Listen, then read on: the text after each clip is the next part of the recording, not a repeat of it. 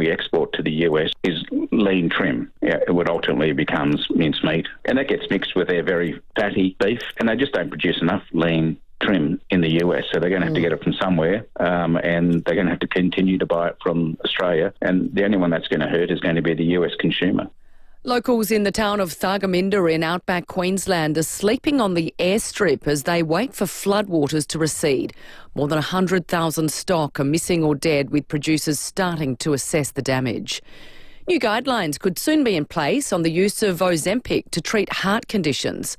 Gabrielle Hodson has more. A task force is being set up to improve the way obesity and cardiovascular disease are managed together. One of the priorities is to work out if semaglutide medications such as Ozempic should be used to treat heart conditions. The Heart Foundation has told News Corp it wants an industry-wide consensus in Australia. The US has already approved a new indication for Wegovy to reduce the risk of cardiovascular death, heart attack and stroke in overweight adults. The foundation now says there's scope to do that here if we can get around supply shortages. Keep the end of daylight saving in mind when you're behind the wheel. That's the advice from the RAA ahead of the clocks going back on Sunday. The association's Charles Mountain says it applies to all road users. It's also important too for pedestrians to ensure that they don't put themselves at risk. So it's important to use crossings when they're available and ensure that you cross in a situation where the illumination is pretty good so that drivers can see you approaching. Now turning to 5AA Sport, here's Tom Wren. Thank you, Jess. There was one game to kick off round 4 last night, and it was another loss for Carlton, losing to Collingwood by 17 points at the MCG, and that was in front of more than 80,000 fans. Collingwood are going to make it 3 in a row. They've beaten the arch-rivals comprehensively. Their season is back on track, but the big story is Carlton, winless after 4 rounds. And the pressure grows and grows. Meantime, the teams have been named for the Crows and Gold Coast. Adelaide bringing in Lockie Murphy and Luke Nankervis, while Matt Crouch is out with a hip issue and Josh Rochelle has fractured ribs. And Port will trim its squad of 26 a little later today ahead of Sunday's match against St Kilda at Adelaide Oval. The big news is Vice-Captain Zach Butters has been named to play his first game of the season 2 weeks ahead of schedule after recovering from knee surgery. Well, the Socceroos have stayed steady at 26 on the FIFA World Rankings. Argentina remains on top, while Spain has jumped above France into second. There was one game in the NRL last night with the Canberra Raiders scoring a try in the final 90 seconds to claim a dramatic 24-20 point win. That was against the Cronulla Sharks. And Ange Postecoglou's Tottenham are currently locked at 0-0 against Chelsea in their EPL clash. It's about half an hour into that one. And that's the 5AA Sport. Thanks, Tom. Now the 5AA forecast. Experience the smooth, rich flavour of McCafe today. Expertly crafted by trained baristas, just the way you like. 21 and partly cloudy today. 22 tomorrow, 23 with a possible shower developing for Sunday, and 23 for Monday. Right now it's 14 degrees on 5AA, always Adelaide. Ignite your passion for exploration in the all-new Land Cruiser Prado from the new Jarvis Toyota, Brighton Road, Somerton Park. Featuring refined suspension and increased manoeuvrability, the Land Cruiser Prado boasts off-roading prowess, ready to conquer the most rugged landscapes. Land Cruiser Prado is your gateway to adventure. Come and experience the difference and take a test drive of the all-new Land Cruiser Prado today at Jarvis Toyota, now on Brighton Road, Somerton Park. Hi, I'm Bronte Manuel from Toop and Toop. We're finding Adelaide is attracting people not only for its events and festivals, but for the long term, whether they're investing or making the move here. Last year, a significant number of our buyers came from interstate or overseas, making this an ideal time to showcase your home to a wider audience. At Toop and Toop, we have proven strategies to connect your property with the right buyers and ensure no opportunity is missed. Visit toop.com.au. Toop and Toop, Adelaide's trusted real estate advisors. What do free Medicare urgent care clinics, cheaper medicines, cheaper childcare, free TAFE, energy bill relief and tax cuts for every taxpayer all have in common? They've all been delivered by the Albanese Labor government to ease cost of living, and Labor will do more. More free Medicare urgent care clinics, more tax cuts, more energy bill relief, more bulk billing for all Australians and 20% off HECS debt. Labor is building Australia's future. Authorised P. Ericsson, ALP Canberra. Go Harvey Norman for the hottest deals on the latest tech. New notebook computers in store now from just $348. Run-out prices on LG 2024 TVs. Big screens, king-size screens, all screens on sale. Save 10% on selected AEG kitchen appliances plus 10-year warranty. And huge $1 upsize deal in bedding. Buy a selected queen-size mattress and for $1 more, upsize to a king. Harvey Norman, hot deals store-wide. Best brands, best range, best prices guaranteed. Conditions and exclusions apply. Setting the agenda for South Australia. This is 5AA, always Adelaide. Hyundai Prius is on now with great deals on new and demo models. Visit Hyundai.com.au. David Penberthy and Will Goodings, 5AA Breakfast. 8 minutes after 6, good morning to you. Welcome to Friday on 5AA Breakfast. Looking forward to the morning ahead. We've got a meat tray to give away. We'll get to that shortly. Zach De Silva will join us. What a week it's been on the federal campaign trail and around the world. Zach will wrap it all for us and get us across the developments this morning. There's some good news, no matter who wins, for tradies and small business owners this morning. We'll get into that shortly as well. The Federal Housing Minister, Claire O'Neil, is here in Adelaide. We'll talk housing with Claire O'Neil after 7:30 today. What wine am I in 2 parts today? We're going to contest what wine am I, and then all the winners this week that have been put in the running to win that incredible weekend in the Barossa Valley. We're going to draw one of those to get the prize before 9 o'clock. Jack Lukosius on the show as well. Feedback Friday. We're going to be all over the map this morning. Looking forward to you being part of it. 218-223-0000. David Penberthy, good morning to you. Good morning, Will. Good morning, listeners. Haven't thought of the wine yet. I was mulling that over in the car. Not literally mulling wine in the car. If you are going to mull wine, the car's not the place to do it. Have you ever mulled wine? I have mulled wine, absolutely. It's quite nice in the middle of winter. It's beautiful. Yeah. Yep. Look up cinnamon, cloves, bit of star anise maybe. Yep. Throw that in there. Yep. It's a bit of star anise. All your Christmas spices, really, aren't they? It smells cinnamon? like Christmas. What are the? Do you put an actual quill in? Yes. Yeah. You can orange peel. Yes. Yeah. Zest it. You put it in the slow cooker. Just have it on really low and let it just bubble away for a few hours, and your house will smell like Christmas. You know what's really funny? All of those spices that I just mentioned are the bedrock of slow-cooked Mexican beef as well.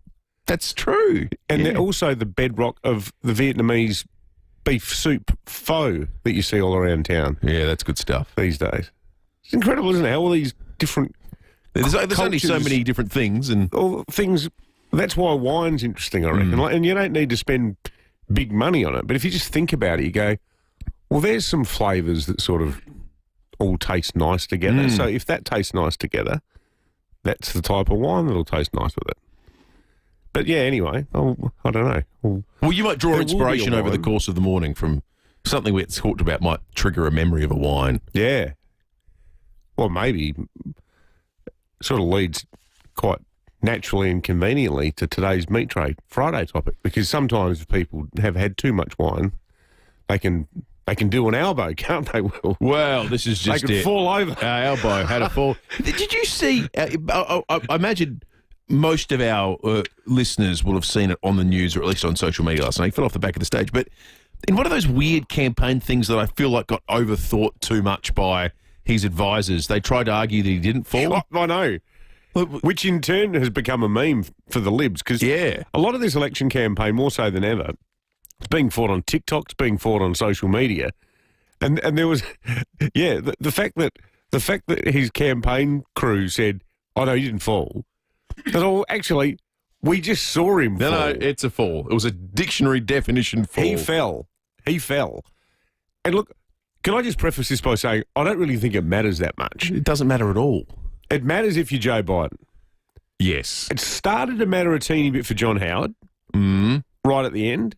At the ripe old age of, 65? Well, no. He was, what was he? He was in his early 70s when he finished as PM, I think. The 60s. Oh, that's true. The beginning of the conversation. Thing was the artificial handover that Costello wanted. That was the Costello part. And Howard rightly told him to get stuffed. And Costello sat there sooking for the rest of his parliamentary career and then quit. But... doesn't matter. But it is weird that they then said no, it wasn't a fall, because the Libs. Did you see the There was a meme doing the rounds. They had the picture of him falling and the quote from the campaign crew, and then it said, "Is there anything this guy won't lie about?" Yeah, it's manna from heaven. I mean, I think that's all that's really done is revved up the people who already can't stand Albo. I don't think people are going to see that and go, "Oh, this is seismic." But not at all. But it has inspired our meat tray this morning. It has. Thanks to Olga's Fine Foods, who we're delighted to have on board for the very first time. Olga's Fine Foods, these guys are great. And they've provided a great meat tray as well. We're asking you, what's the most embarrassing fall you've ever had? When's the most embarrassing public... I mean, it's hard it's hard to do better than Albo on a campaign trail with the entire cameras of every TV network in Australia on you. I reckon. I still think that as far as gaffes during election campaigns go, ScoMo still holds the record. Oh, for poleaxing that kid. For crash tackling a child while playing soccer. Or league. It was league, wasn't it? It was on brand. Yeah, it was. It was on brand for ScoMo. He went through him like Glenn Lazarus back in the heady days of Origin. Unfortunately, it was on a 6-year-old boy. The brick with eyes. All you need was Darryl Eastlake doing the commentary. Lord Morrison! What's the most embarrassing time you've fallen over or off something? 8223 is the number. You can text us on the Police Home Care text line as well, but it'll be a caller who wins the meat tray thanks to Olga's Fine Foods. I'm just trying to think. I came off an electric scooter in Darwin. I've told this story before. I don't remember. Tell it again. First time I went on one, we were cruising along, and I'm no hero. But I started getting a little bit of confidence. So I thought, oh yeah, there's a nice long downhill as we were cruising around Darwin. I went, I'm going to start doing some weaves. You know, really? Start getting a bit showboating a little bit. And anyway, I lost control and I flipped off into a garden bed in front of a giant apartment block where everyone was sitting out in their balconies watching. Like, it was a nice sort of Darwin day and everyone had knocked off work for the day. So people were out there hanging ironing and having beers and doing Darwin stuff. And I just cruised past and I just heard the entire building just crack up laughing. Excellent. Mark in Highbury, good morning to you. Good morning, David. Will, how are you? Good, thank you, Mark. Good. It's not a funny one, but it was a life-changing one. I went rolling down the stairs at the old footy park. Oh, mate. Oh, wow. Which stairs? Yeah, up the top of the members by the media centre. Oh, yeah. Yeah. That's quite a fall. Yeah. I got up to walk to say see you later to the people I sit with, and I took one step and went rolling down. I had a heart block. Oh, Mark, crikey. And that was in 2006, and I was rushed to Queen Elizabeth for a few days, and they ended up putting a pacemaker in. Oh, so it was probably the best thing that happened to you in the end. Yeah, I was lucky. I survived, and I didn't break a neck or anything, or break any bones. But it's not it's not a funny one, but it's a life-changing one for sure. Did your balance go, Mark, because of your blood flow or something? I think it was the heat, because it was a pre-season showdown. Oh, yeah, right. In February when it was 35 or something. Crikey. And so, I was lucky that the kids got their senior people to look after me for the St. John's and that. It's not an embarrassing one, really, Mark. It's just a health-related one. We're glad it worked out for you. Thanks for calling in. 8223 0000 is the number. Terry's texted in. Oh, yeah. Say, careful, Will. Don't upset Pembo about John Howard. He did snap back, didn't he, Terry? He was just sitting there looking at his eye. I will not tolerate any criticism of the man. Mick says, lads, can we enforce the AFL's 21-day HIA protocol for Albo after his fall? Surely he is concussed. So what would he be out for 3? Is it 3? No, how many days is it now? 15 days, isn't it? Well, Mick's saying it's 21. It's a good question, actually. Is it that? They changed it. They made it longer. Yeah. Is it that long? He might like that. Well, it happened last campaign. When he was out for COVID, he came back and won the election. Yeah, it might be a tried test. Maybe he's trying to manufacture that kind of situation. There you go. 16 after 6. News headlines coming up in just a moment. At Coles, there's great value, hands down, across fruit and veg this week. Like delicious Australian shepherd avocados, 2 for just $4. Get great value, hands down, at Coles. Offer ends Tuesday. Adelaide's local, trusted and truly connected talkback radio station. 5AA. Always Adelaide. Dreaming of the perfect holiday? Nothing comes close to Celebrity Cruises and Phil Hoffman Travel. Save up to 75% off your second guest. Plus, receive up to $500 onboard credit per stateroom and up to an additional $175 onboard credit with the Platinum Cruise Club. Sail Australia, New Zealand, the Mediterranean and more. Cruise aboard Celebrity Edge, featuring 29 world-class restaurants, bars, lounges and the breathtaking magic carpet. Hurry, ends 7th of April. Visit pht.com.au. This protects the Duco from the sun. This stops the timber getting wrecked by the UV. Always put this on, mate. Keeps it in good nick. When we cover things, they last longer. Hey, Dad! Same goes for you. Twice as many men as women die from melanoma in Australia. At its most aggressive, skin cancer can spread to internal organs like the lungs and brain and become deadly quicker than you think. Be sun smart. Save your skin. Now, they say you shouldn't mix business with pleasure, but they clearly haven't been to the AFL Gather-Round Business Lunch because this event brings together the AFL industry and the South Australian business community, offering the chance to celebrate footy while networking for your business. That's right. This year's lineup of speakers includes AFL CEO Andrew Dillon, Premier Peter Malinauskas, and AFL talent and media personalities Patrick Dangerfield, Rory Sloane, Kate McCarthy and Nathan Buckley. Tickets include seated dining with a delicious 2-course meal, a 3.5-hour drinks package, exclusive guest speakers, networking opportunities and an official 2025 Gather-Round souvenir. Don't miss the AFL Gather-Round Business Lunch on Friday, April 11 at the Adelaide Convention Centre. Get your tickets now at afleventoffice.com.au. Are you ready to vote? The federal election has been announced. If you've recently changed your name or address, turned 18 or become an Australian citizen, you must update your enrolment details or enrol to vote before 8 p.m. on Monday, 7th of April. Head to aec.gov.au or pick up an enrolment form at any AEC office and return it to the AEC before 8 p.m. on Monday, 7th of April. Your vote will help shape Australia. Authorised by the Electoral Commissioner, Canberra. South Australia, CMAX Clinical Research needs your help. If you're aged 18 to 55 and generally healthy, you're invited to apply for a clinical trial testing a new potential epilepsy treatment. By taking part, you'll spend 3 nights at CMAX and attend 3 follow-up visits. Plus, you'll get paid for your time following trial completion. Your participation could make a difference for over 50 million people worldwide living with epilepsy. Interested in joining? Apply today at cmax.com.au. Going away on a road trip this Easter? Get ready to roll with TJM's Flash Sale. Score big and save up to 40% off camping gear and light bars, plus 20% off suspension, 20% off canopies and 20% off recovery gear. Want to know more and see what else is on sale? Head into TJM Nailsworth or Ranella to get your Easter road trip ready. But hurry, sale ends today. Take the lead with TJM. 5AA Breakfast is streaming live right now. To watch, simply head to 5AA on Facebook or YouTube. Hyundai Prius is on now with great deals on new and demo models. Visit Hyundai.com.au. David Penberthy and Will Goodings, 5AA Breakfast.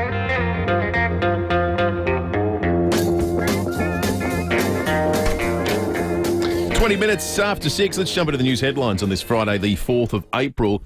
This is amazing, this story. A lot of texts already on the Police Home Care text line. 2 men have been arrested after bringing loaded firearms into the MCG during last night's Collingwood-Carlton clash. Each man allegedly had a gun hidden down his pants, and they got into the ground. 82,000 people there last night. 2 of them, that we know of, had guns on them. Why? Why is a great question. Who's doing that? Were they bikies? Were they? Well, the disturbing part of it was it clearly... It was not a terror thing. It's not a terror thing because the reason they got found was because people around them called security because they were refusing to leave the venue. Oh, really? Yeah. And then they were kicked out. It was around 8:30. Apparently, they were causing a bit of a ruckus. And people contacted security like you would at the footy if someone's had too many or a bit loud and a bit abusive. But no one saw the guns. No one saw the guns. It was only after they got removed that they found guns on them. There's a 27-year-old who's facing 6 charges, including possessing an unregistered handgun. A 21-year-old charged with 3 offences, including committing an indictable offence whilst on bail. I guess the thing is when you go into the footy though, you don't get scanned as a matter of course. No. You get scanned occasionally. Your bags get checked. But if you're there in your, but it's a your random pants thing. don't get checked. Not everyone gets scanned when you walk in. No. Oh, sometimes you do. But it's like luck of the draw in the airport line. You know, like, will they take you aside or do the bomb test? But as a general rule, you just walk in and out. Yeah. A task force is being set up to improve treatment options for obesity. Data shows the proportion of Australians who are overweight and obese is above the OECD average. Experts say they'll consider the use of weight loss drug Ozempic as a possible treatment. 14% of all new cars sold in Australia are now electric vehicles. Data from the Electric Vehicle Council shows more than 15,000 EV vehicles were sold in March. It's the highest monthly share that we've ever had. Chief Executive Julie Del Vecchio says BYD, you see these cars everywhere at the moment. Yeah, BYD the Chinese ones, aren't is they? the leading manufacturer. BYD reported that they've had a 45% surge in their sales in February compared to any other time. So it's been a huge rise in interest, 3,281 deliveries across Australia. They've broken all the records. So Tesla had all records in terms of how many people bought electric cars and how quickly they reached certain points, like 40,000 sales. BYD is blowing it all out the water at the moment. They're way cheaper, aren't they? They are way cheaper. Yeah, they're far more achievable. Not that Teslas are stupidly expensive. Their entry level aren't. They're luxury, but they're not. What's stupidly expensive for a car? What are they? Are they more than $50,000? They'd be like 60-ish, I reckon. The entry level. So it's considered a luxury car still, but it's not. Yeah. You're not talking about buying a BMW Range Rover or something or other. National job vacancies have fallen by 4.5% to 329,000 in February. That's according to ABS data. WA, the only state to buck the downward trend, they had an increase of nearly 4%. Vacancies still 44.5% higher than pre-COVID levels. There's a lot of data, and we might talk about this after 7 o'clock. I tell you what, whatever your take is on what happened on the world yesterday, if you've got a mortgage, you're probably going to be happy over the next 8 or 9 months. Yeah. Because the market's now pricing in an extra rate cut this year. We might get four more rate cuts this year. Just try not to buy anything, though. Well, stuff might be cheaper. Some the stuff. problem will be when your internationally exposed place of work starts laying people off because business is suffering. Correct. That's when you start copping it. I read a fascinating article about how much iPhones are going to cost soon. Given that they are pretty much exclusively assembled in China, the parent company that makes them for Apple, based in Taiwan, Apple's stocks have come down a lot. 9.68% as we speak. What did I say stuff? You've always got the numbers there. I just have a funny... I know where you're going. It's like the other side of my brain. I'm the voice inside your head. The man with two brains. Let's see that film? I've not seen that film. Great film. Steve Martin. Let's have a look at the weather. It's My name's Dr. 14.2 degrees outside of the city at the moment. Get an August sausage in here too. Yeah, today's the day for it. Meat Tray Friday. When have you had an embarrassing fall, a bit like the PM did yesterday? Top of 21 today, and it's start of a coolish sort of a stretch. Top of 22 tomorrow. We might get a bit of rain on Sunday in 23, but not much. Same for Monday, 23, and maybe up to a mil of rain. Then it's dry and warming up in the middle of next week. Tuesday, 23. Wednesday, 25. Thursday, 27. So maybe we farewell the 30-degree days too soon. Wow. The trajectory suggests maybe one might be on the way. We'll find out over the weekend, I guess, when that full forecast comes out. Let's talk sport since we're talking the weekend. Tom Wren's in the 5AA Breakfast Studio. Lots to talk about, Rennie. Good morning. Good morning. Oh, sorry. Good morning to you. Good morning to you, Will and David. Sorry about that. No, don't be silly, boys. If you can smell the pungent odour in the air, it is coming across from Carlton. They stink. Their defence last night. They were so lucky they didn't lose that game by 10 goals. If Collingwood kicked straight. That second half was appalling. Lucky it was wet. It was like school football watching him trying to get out of the back line. I just cannot believe a side that everyone... I've come to the conclusion that either, how can a side with Cripps, De Koning, Walsh, there's a couple of Wiedering, how can they be so poor? I think it's either we overrate their top end, their bottom end are that bad, or their coaching isn't up to it, and development maybe a factor of all three. Maybe it's a bit of all of that. Either way, I was just gobsmacked at how insipid that second half was. And it's been all season. They've led at halftime in every game this season and lost the game. How can that happen? Anyway, their season The club's also run by upper-class twits. As Phil said last week when we had him on. Well, I was going to say a welfare check on Phil this week. I know Phil's becalmed. Phil's like... It's all part of it now. Yeah. His resting state is unhappy when it comes to Carlton, so he's all right. He's embraced it. Yeah. After round one when they lost to Richmond, he's like, I knew that was going to happen. But this is it. I mean, this was a juggernaut, wasn't it, of a club in the... Well... when late 90s, Scott Campriale was there and his son... I hope his son has a long and fruitful career, but, this club, what's happened? The other thing, too, as a marquee event, like this Carlton Collingwood... You know whose words I had ringing in my ears? I really hope he's listening. Our good mate Soccer Mad Con. When the other night when the Socceroos were playing China, he said, you could watch two Melbourne suburbs playing each other, or you could watch Australia taking on the most populous nation on earth in a must-win World Cup qualifier. And I thought, how lamely provincial is this crap? And I said to Kay, why are we even watching this? And I was looking for other stuff on the TV. Well, nothing the thing that occurs to me with that rivalry, whilst it's obvious two huge supporter bases, big Melbourne clubs, yes, it's a spectacle. How often have they been good at the same time? That's a good question. Not often. It makes it a bit lame if it's always one side's way better or they're both bad. Yeah, Collingwood have been, to Collingwood's credit, this century they've been pretty good. One of the best sides. Collingwood have been terrific. Carlton have been average for a long time. Yeah. For a long time. Couple of games, obviously, this weekend. Disappointing that Matt Crouch is out. He's become such an important player, which is, amazing. Why is he out? Hip injury, just a bit of a grumbly hip. So disappointing. He's been playing so well. He has. So he's out, and Josh Rochelle we knew. Luke Nankervis, I think he deserves a crack. He had 28 touches, couple of goals in the weekend. Lockie Murphy's probably one that, and I love Lockie. I know him a little bit, but I understand also that he's one of those players where Crows fans... roll their eyes a little bit. So he's going to have to play well. Huge test for the Crows. Did you see him winning? I picked Gold Coast. I'd be stunned if they won. I don't think they do, but gee, I'd love to be surprised. That I think Gold Coast side... It's stacked. They don't get covered enough, but they're quality. They're good. They only played Melbourne last week. Yeah. I was watching that game yesterday in preparation for the call on the weekend. And they're young blokes. They're those Bailey Humphrey and Ethan Reid and Jed Walter and these kind of guys. People don't talk about. Mm-hmm. They just look like they're all about to explode into superstardom. Yeah. I wonder if our resident Suns fan, the only Suns fan, as we can tell in South Australia, Quentin, you got any plans for the game, mate? You're going up there. Good on him for sticking with them because finally it looks like they'll play finals this season for the first time, in their history, and they deserve it. So, look, it's early, but they look the goods. With Rowell and Anderson headlining that midfield, they look special. And Port, Zach Butter's back, which is massive for them. They've just got to win. They just have to win to keep the Wolves at bay, so to speak. So, big game for the Power. We'll see how it all goes, and big game for the Crows. T-Birds kick off this weekend, so if you're looking for something tomorrow night, it's probably sold out, the entertainment centre, so that'll be fun. United just got to win tomorrow night as well.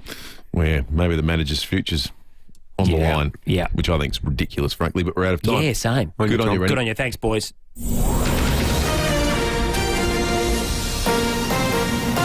This is 5AA News, always Adelaide. Partly cloudy and 21 today. With the 6:30 news, I'm Jess Adamson. Get down to the free open road and outdoor show at Jayco West Beach this weekend. jaycoadelaide.com.au. Two Melbourne men will face court today, charged with bringing loaded guns into last night's Carlton-Collingwood game at the MCG. They were arrested amid the 82,000 people there after acting suspiciously and then refusing to leave the venue. Shay was at the game. She says she's not surprised they bypassed security. When I walked through security, I said to my husband, this security is rubbish. The two guys that were on the scanner looking, they weren't even looking. They were talking to each other. They weren't even looking at the thing where you walk through. I was so angry. I said, you want to see security, go to Wimbledon. Tony Monkbell could be granted bail today. The drug kingpin has been pushing to overturn his convictions due to the Lawyer X scandal. He's been in prison for the past 18 years. Leading litigation lawyer Justin Quill believes he'll get out. And the real question is whether or not he's going to succeed ultimately on his appeal and be able to quash his convictions and actually walk free for good. So, by a whisker, he'll get bail. The Prime Minister has now visited all 6 state capitals as he crisscrosses the country, making his pitch to voters. Anthony Albanese is starting his day in Sydney, where a number of marginal seats could be in play on voting night. Opposition leader Peter Dutton will begin today campaigning in Perth. The state opposition says the government must acknowledge the disaster facing our farming community by formally declaring the drought a state emergency. Shadow Primary Industries Minister Nicola Centofanti says the declaration would ensure more funding and a better coordinated response. Primary producers are the lifeblood of our community, and they deserve so much better than what they've been getting from this state Labor government. Exporters are rushing to get their beef onto ships and in transit before 12:01 Saturday morning Washington time.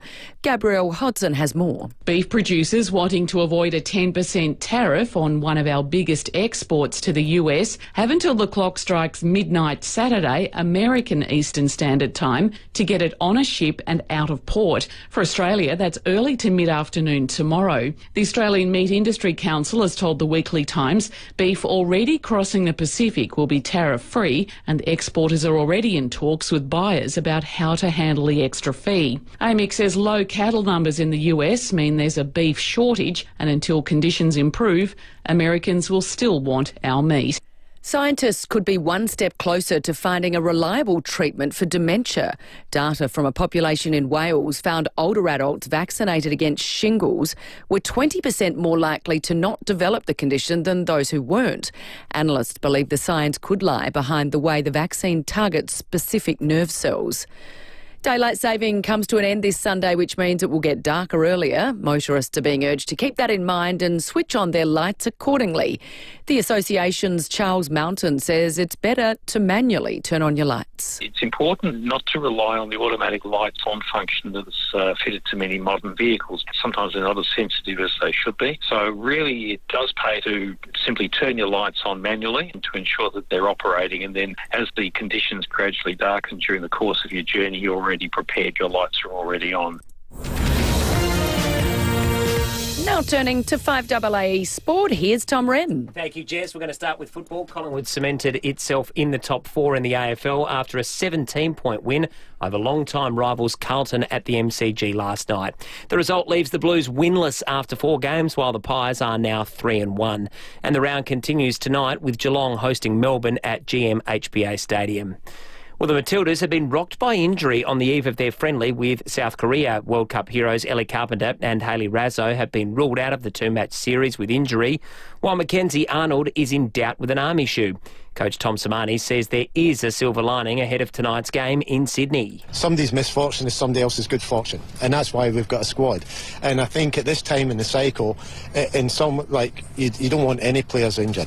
But if there's any time in the cycle to look and give opportunities to players, this is a good time to do it.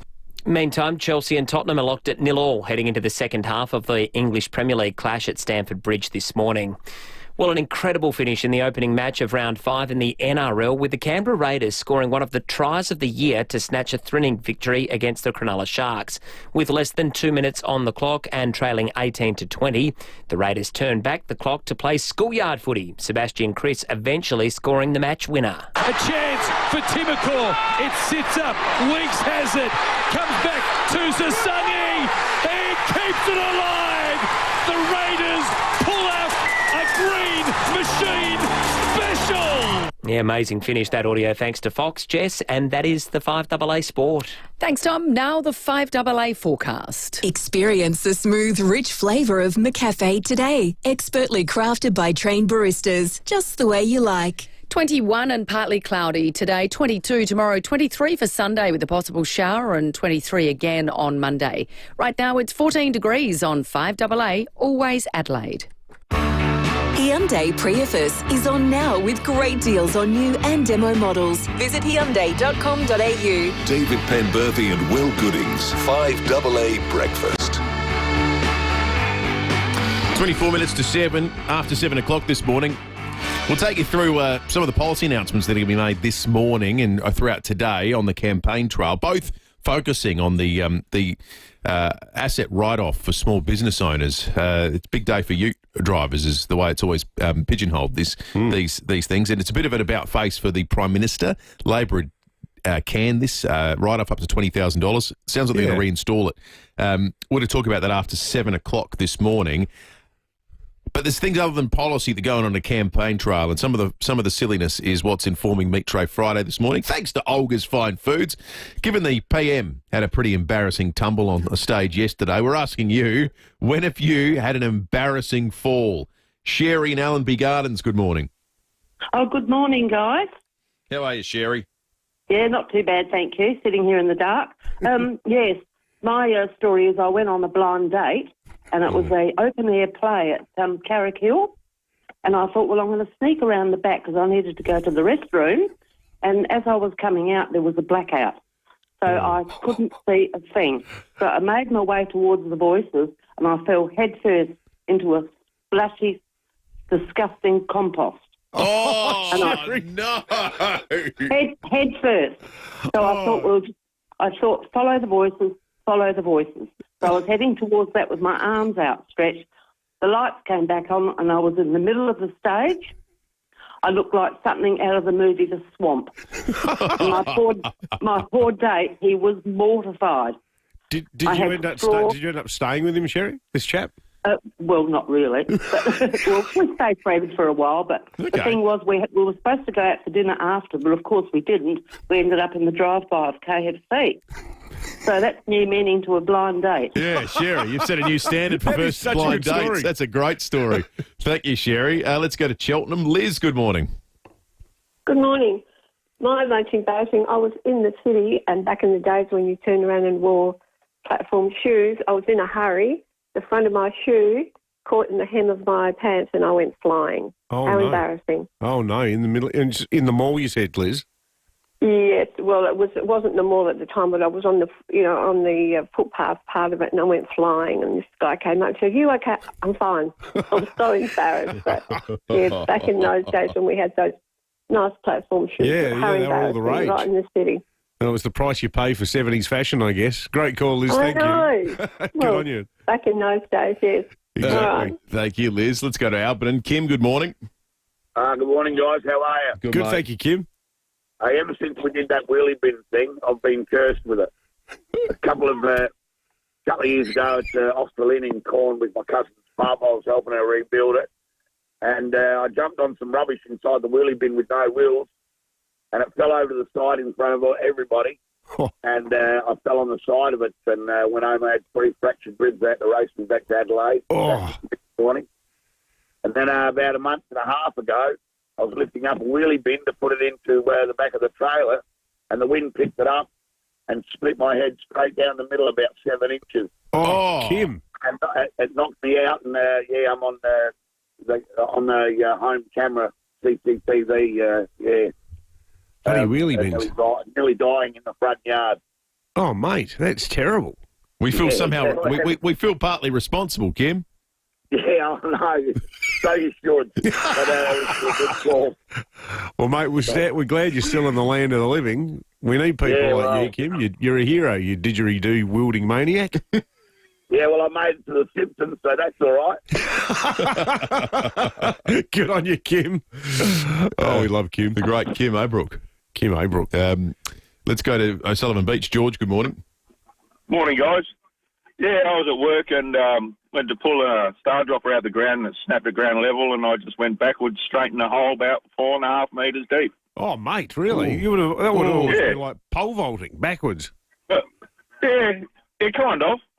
Oh, no. It hurt when I hit the ground, broke my left heel bone. Oh, crikey. Mate, those star droppers, they can be lethal, can't they? Because they can sort of rust away at the base if they've been in the ground for a long time. It was brand new. Seriously? Yeah, it was only put in the night before, brand new one. Oh, mate.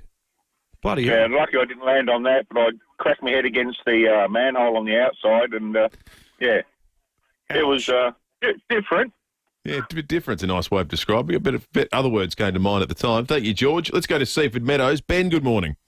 How you going, David Will? Good, thank you, Ben. Yeah, picture this. It was the 20-year reunion for the 98 AFL Grand Final at Wallace Cinema.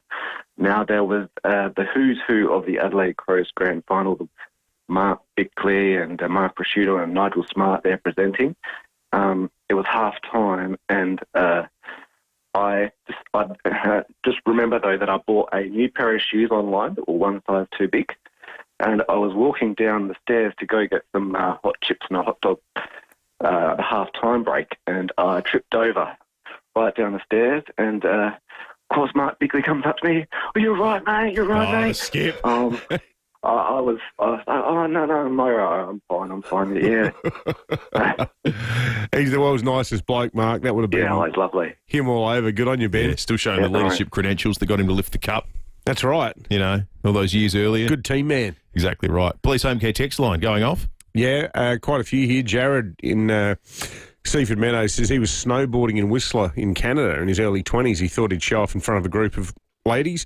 Ended up taking a big fall in front of them and breaking his wrist. Needless to say, it was very humbling. Good on you, Jared. And I like this one from Jeff in Glen Osmond. Guys, I was camping at Bachelor in the Northern Territory. I went to use the outdoor cubicle shower.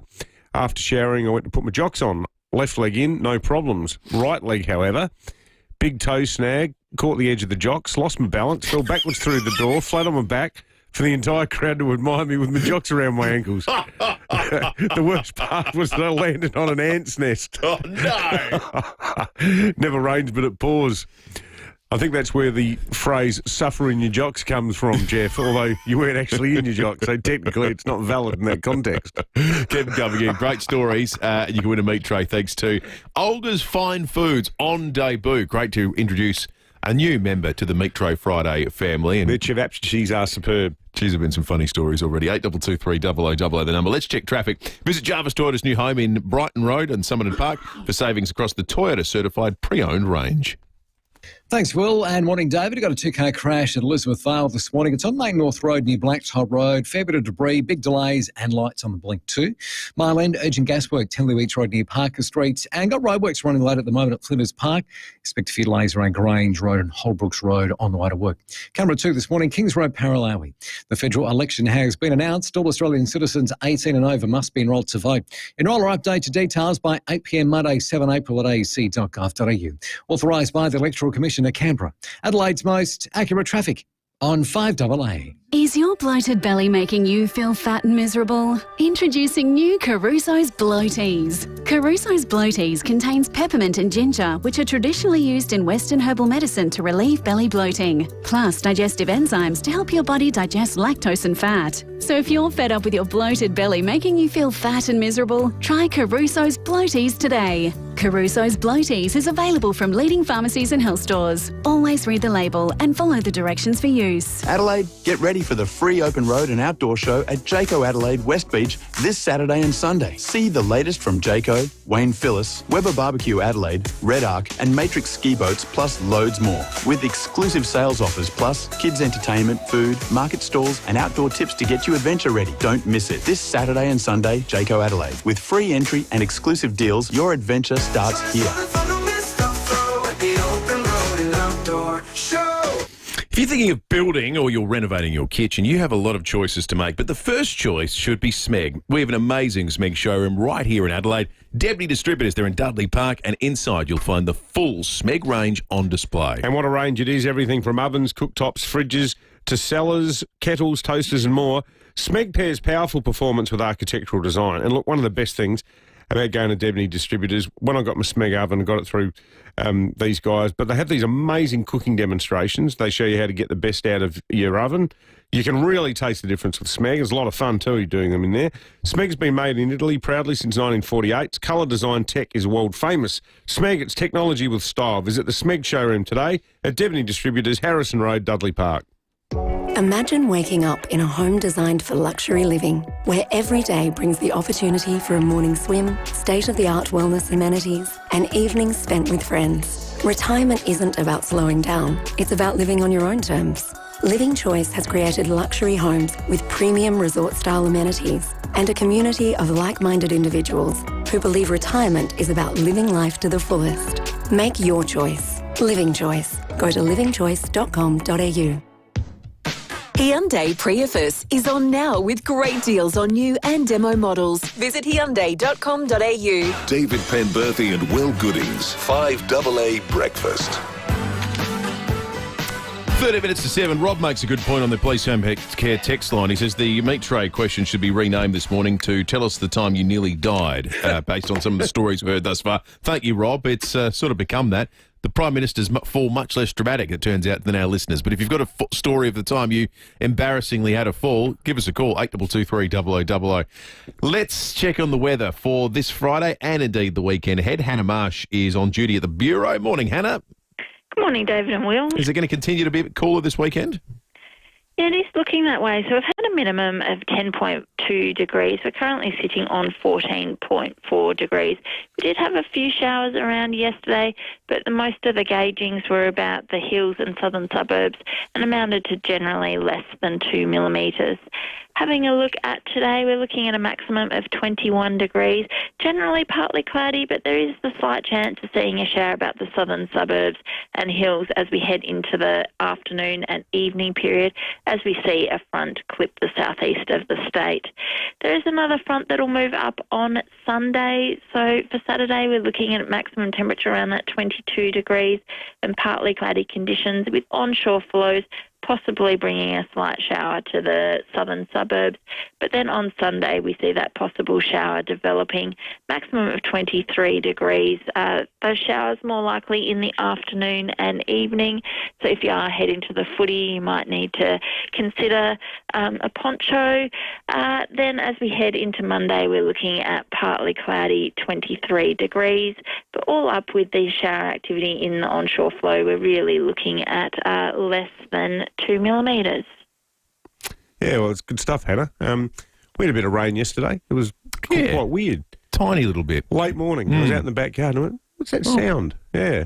Hannah Marsh there from the Weather Bureau. Have a great weekend, Hannah. Thank you. Let's head to Safepole. Sergeant Peter Williams joins us. Peter, there's been a pursuit through the CBD and western suburbs. What's happened? Yeah, good morning, guys. Just before 11 o'clock last night, patrols tried to stop a vehicle holding utility on Port Road coming in towards the city.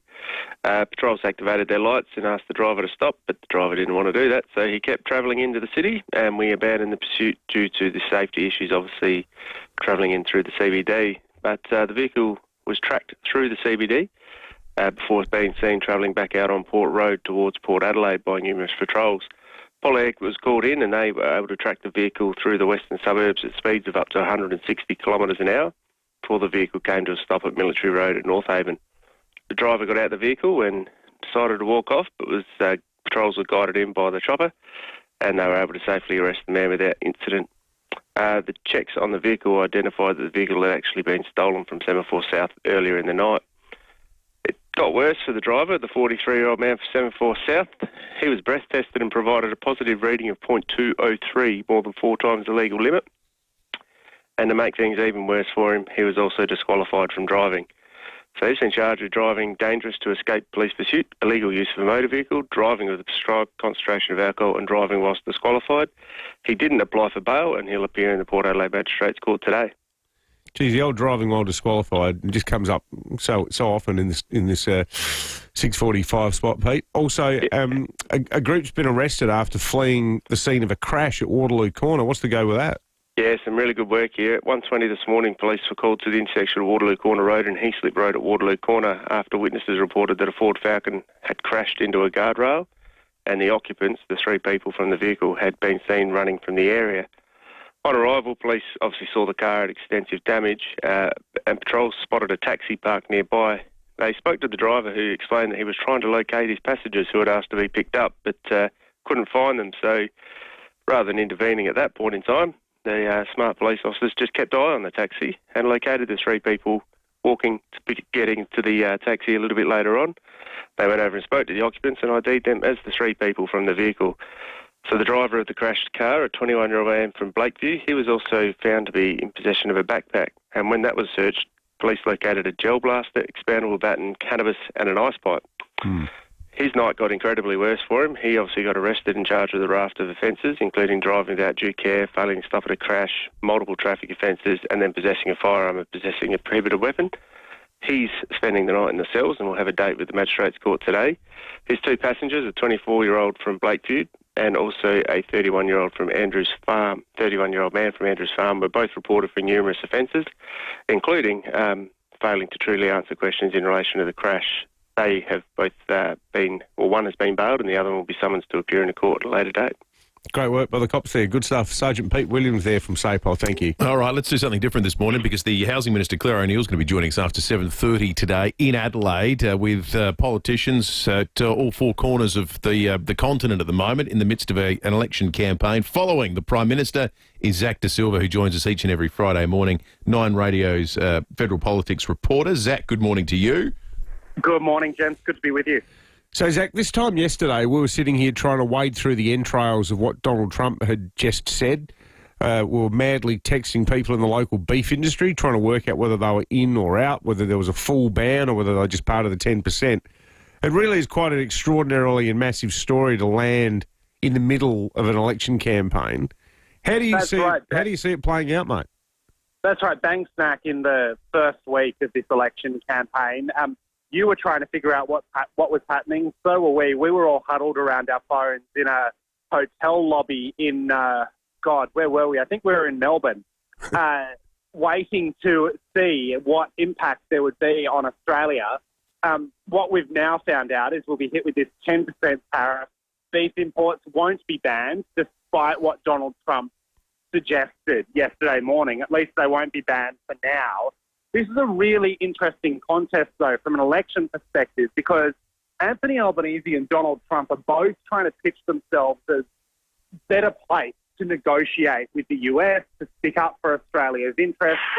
Peter Dutton is doing that by saying, look, I have some similarities with Donald Trump. He's now trying to distance himself a little bit, given some of the kind of mad things that Donald Trump is doing. While Anthony Albanese goes, this is just about diplomacy, just about sticking with the task, doing the thing we've always done. So it will be interesting to see come polling day. I suspect this will be a big issue. And when you look at polls, people do seem to still rate Peter Dutton higher to deal with Donald Trump than Anthony Albanese. But it will be interesting to see, now that we have this very direct intervention from Donald Trump, from the US in Australia, this 10% levy, whether that will actually shift the dial and make a difference to how people think about it. Zach, I can't remember if you travelled with Albo and Scott Morrison on the last campaign. I'm pretty sure you did, though. But have you felt... We had Albo, he popped into the studio here very briefly on Tuesday morning. He was off to do some zany FM appearance with our sister station downstairs, but he thought he'd come up here and talk to us old AM types while he was at it. But Will made the point that, unlike the last campaign, where he, after stuffing up so badly on day one, where he forgot the unemployment rate, forgot the official cash rate, and he looked like a shattered man, like a rabbit in the headlights for days after that, he actually seems kind of relaxed this time, does he not? Yeah, look, this is actually my first campaign. I wasn't on the last one. I think I covered it from our Sydney newsroom at the time. But I think it is right to say Anthony Albanese looks a lot more confident this time round. Part of that, and it's the same with Peter Dutton, part of that is an act, right? Part of that is both leaders going, well, if I, am able to project confidence and show that I know that, I'm in charge, that I know what's going to happen, and I'm on top of things, people will vote for me, right? There's a very deliberate political element to that as well. But Anthony Albanese does seem very confident. I think at the moment, he seems to think he's got this in the bag. And you see that in part by the kinds of seats that Labor's targeting. The first electorate that Anthony Albanese went to, the very first one on the first full day of campaigning, wasn't some marginal Labor seat that he was worried about losing to the Coalition or the Greens. It was Peter Dutton's seat of Dixon in Brisbane. He went straight for Peter Dutton on day one. When we were in Melbourne yesterday or the day before, the first electorate we visited was Deakin, which is held by Liberal frontbencher Michael Sukkar, and Labor think they can flip it. This is not the movements of a man who's desperately worried about losing the election. These are the movements of a man who wants to try and pick up seats. Whether that strategy works or not, we're going to have to wait and see. There's a long time left to go in this campaign. Yeah. Good stuff, Zach. Zach De Silva there, Nine Radio's federal politics reporter in Sydney on the Albanese Trail. Intriguing day. We're going to hear from, as we mentioned, Claire O'Neil after 7:30 today. Also on the program, Jack Lukosius. How's his recovery going? This is going to be An interesting chat with Jack after 8 o'clock today. First Yeah. time we're going to hear from him since that awful Poor injury bloke. that he copped. Just a horror start. And it's so funny, first moment for Port Adelaide, kicks that first goal with his first touch in that game, and you think, oh, we're away here. Port's first goal of the year. Yeah, that's right. And then here we are a couple of weeks later, and he's dealing with quite a serious injury. So we'll talk to him about that after 8 o'clock. Feedback Friday still to come as well. And what wine am I? Both an opportunity to get on the shortlist, and then we're going to draw the winner for that weekend away in the Barossa. That's a prize like no other. Coming up in just a moment, we'll take you through some of the morning's stories. We've got a bit more detail on the MCG story from last night, where a couple of blokes got found with guns taken inside to the ground. We'll talk about that. Some of the fallout. Markets have just started to close in the United States following the first trading period after Donald Trump's tariffs were announced this time yesterday.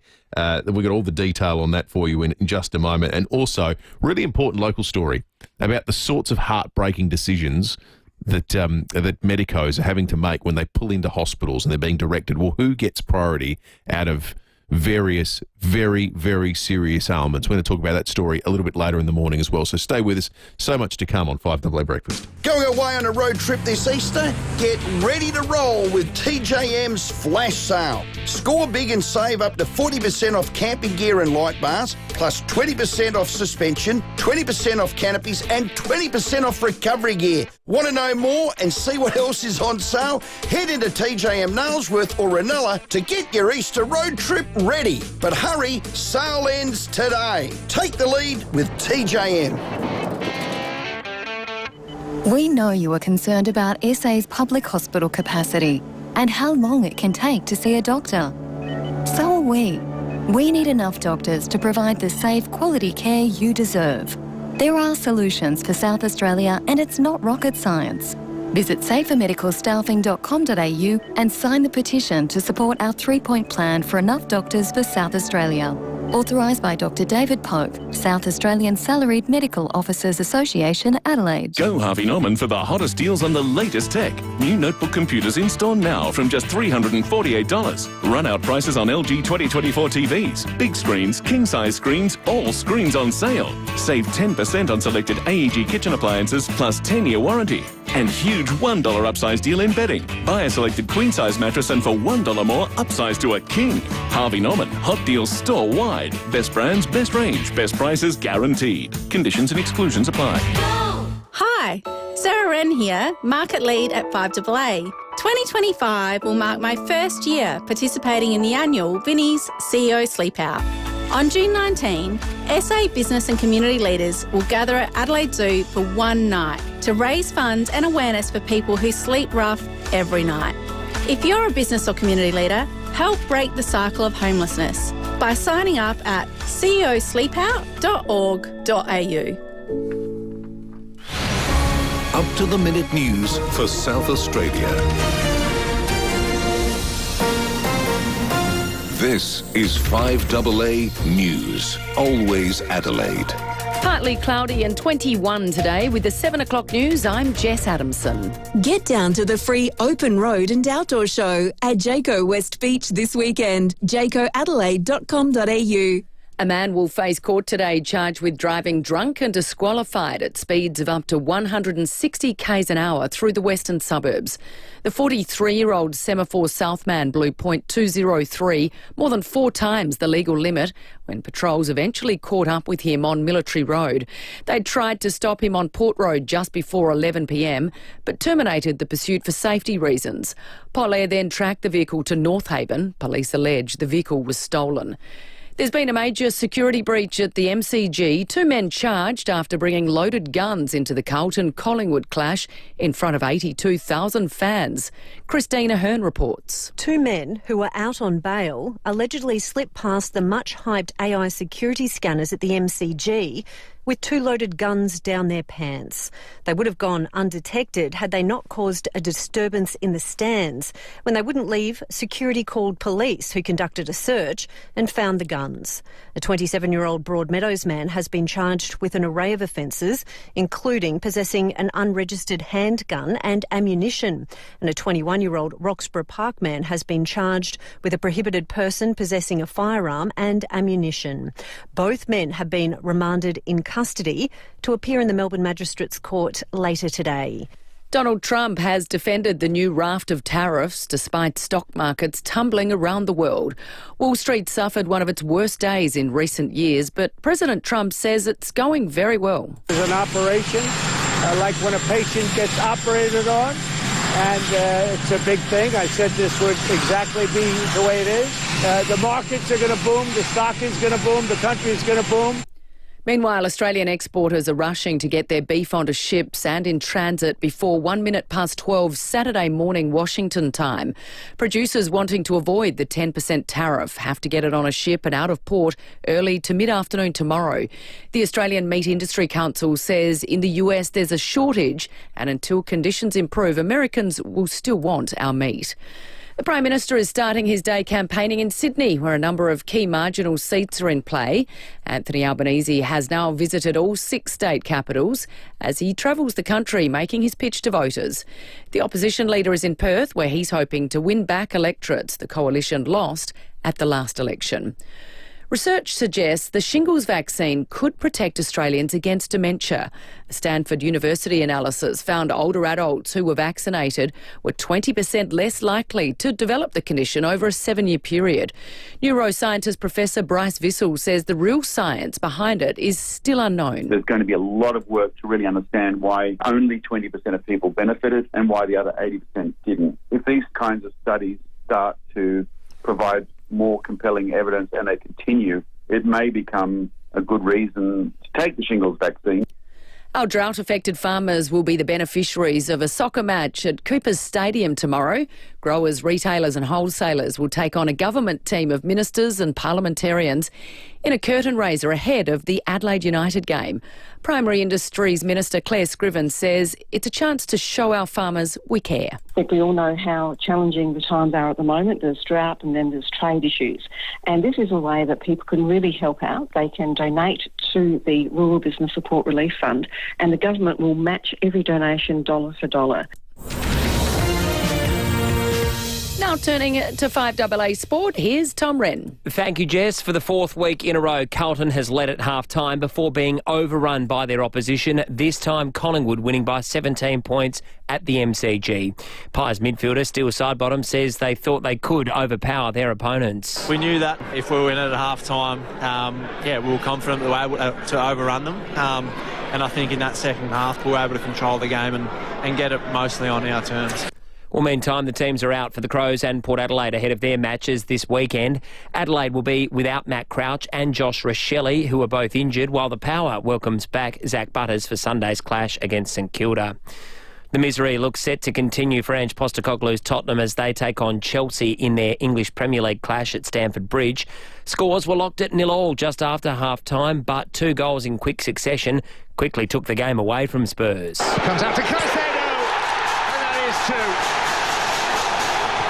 A brace in the space of 6 minutes. And this game already looks to be cantering away at a rate of knots from Tottenham Hotspur.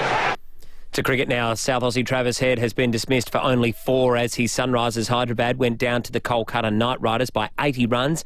That was in their IPL clash overnight. And in some tennis, Isla Tomljanovic has just gone down in straight sets in her round of 16 clash against number 1 seed Jessica Pegula. Fellow Aussie Daria Kasatkina will play later this morning. And that's the 5AA Sport. Thanks, Tom. Now checking 5AA traffic. Living Choice offers luxury retirement living with premium resort-style communities. For locations throughout SA, go to livingchoice.com.au. At Elizabeth Vale, a 2-car crash, Main North Road near Blacktop Road. Lights out of action there as well. Myland Urgent Gasworks, Henley Beach Road near Parker Street. And got roadworks running late this morning, so expect some delays. Grange Road at Holbrooks Road just at Flinders Park. Getting busy Marion Road at Anzac Highway with the Camera Kings Road Paralawi. Anaconda's Easter Adventure deals are on now. Explore more ways to play more and pay less this Easter at Anaconda. Don't miss out. Shop online and in store. Adelaide's most accurate traffic on 5AA. Now the 5AA forecast. Experience the smooth, rich flavour of McCafe today. Expertly crafted by trained baristas, just the way you like. 21 and partly cloudy today, 22 tomorrow, 23 with a possible shower for Sunday and 23 again for Monday. Right now it's 14 degrees on 5AA, always Adelaide. Stay informed, get involved. 5AA, always Adelaide.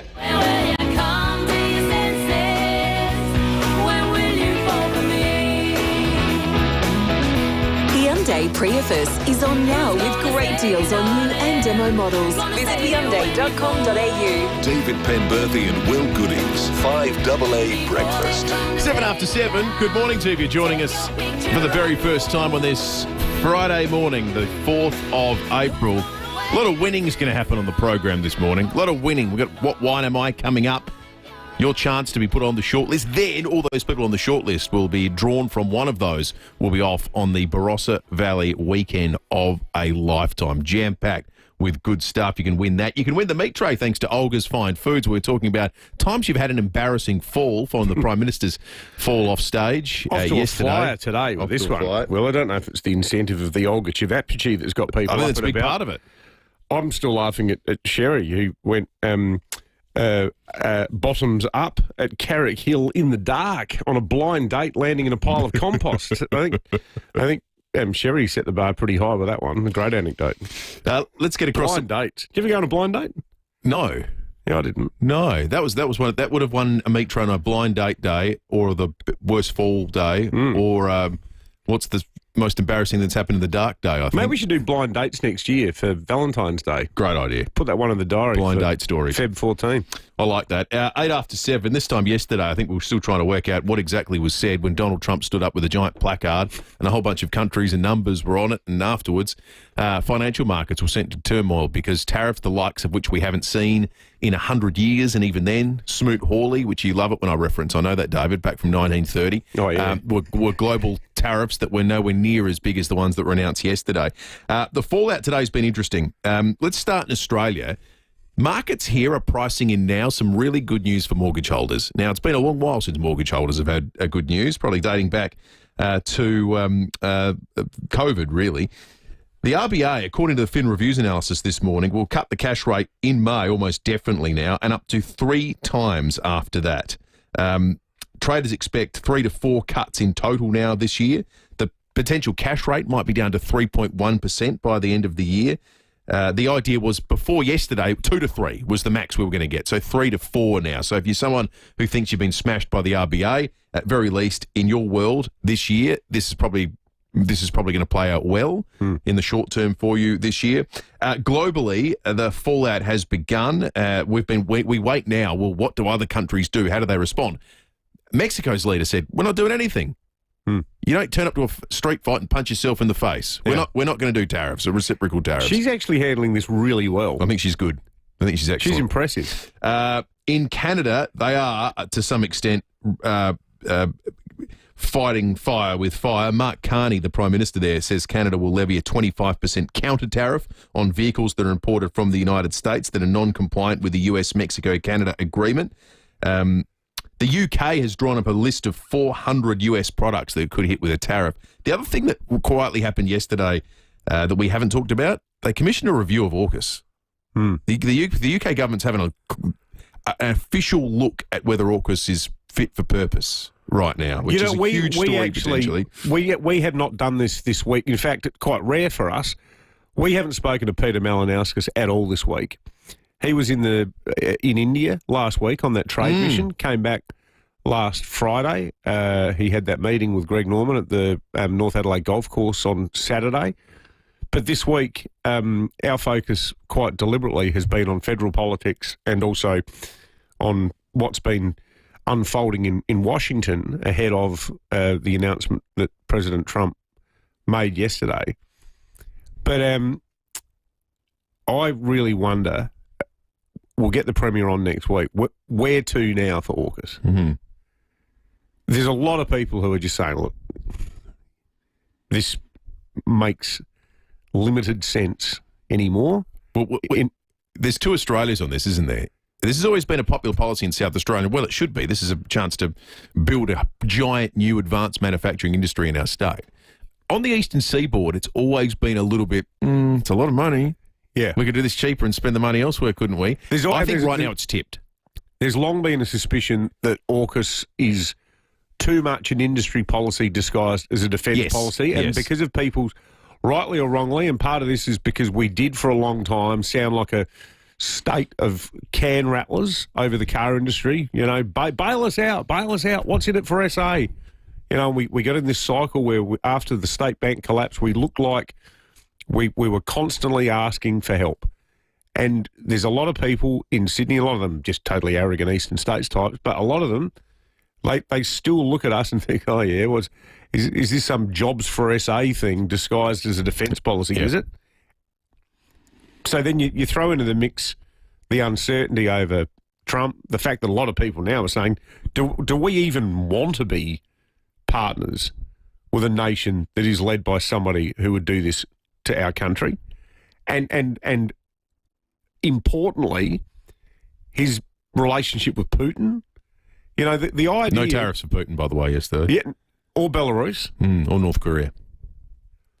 Isn't there defence to that, though, that there's already huge sanctions against Russia? But they're not even working, though. The problem with that is there was also... China got levied with 34% extra tariff yesterday on top of the 20 that they already put on. So there's a precedent there to add additional punitive measure that they didn't take. The markets that they missed Russia, but they didn't miss Norfolk Island, though. And they didn't miss the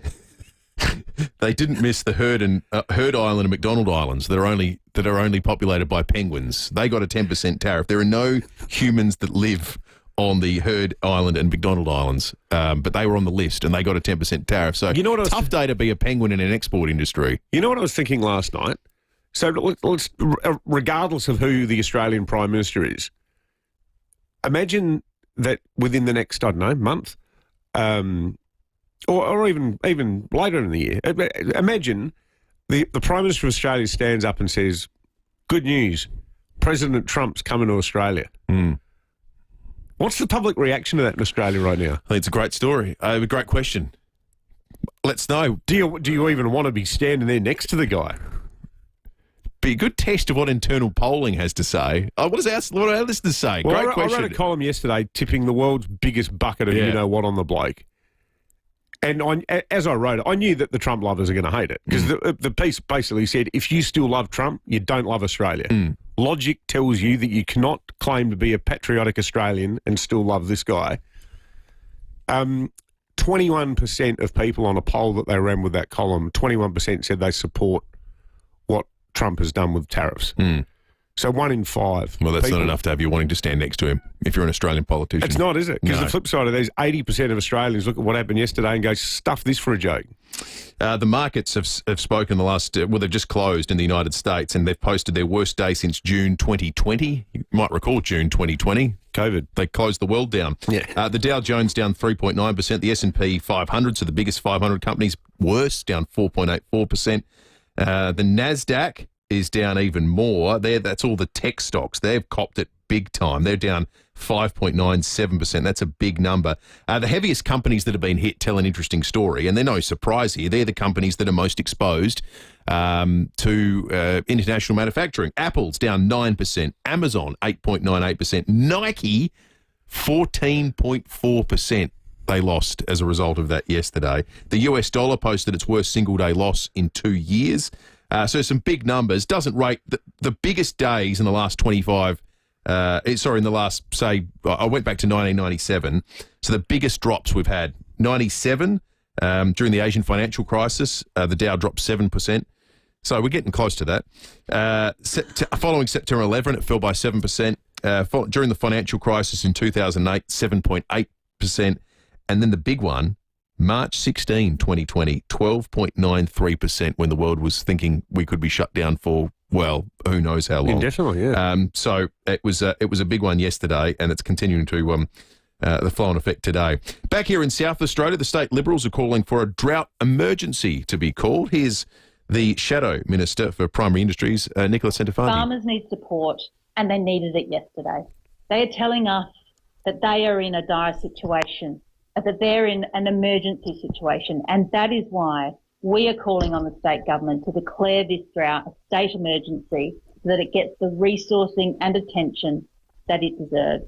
We know that the Premier has already discussed the drought with the State Emergency Management Committee, who would be well placed to activate a full-scale response to this disaster. This would include the appointment of a state director, directing funding and resources to expedite assessment and approval of grants, to release funds for farming support, additional powers to secure water supply, and boosting mental health, much needed mental health services above and beyond what is already available. Primary producers are the lifeblood of our community, and they deserve so much better than what they've been getting from this state Labor government. 100% agree with that. I think it's a really good call by the state Liberals. I think that the government has looked city-centric in its handling of the drought, and I think it's quite funny that we downed tools a few years back to pass a wanky motion about a climate emergency being declared. Well, how about this current real non-theoretical climate emergency that every farmer in South Australia is going through?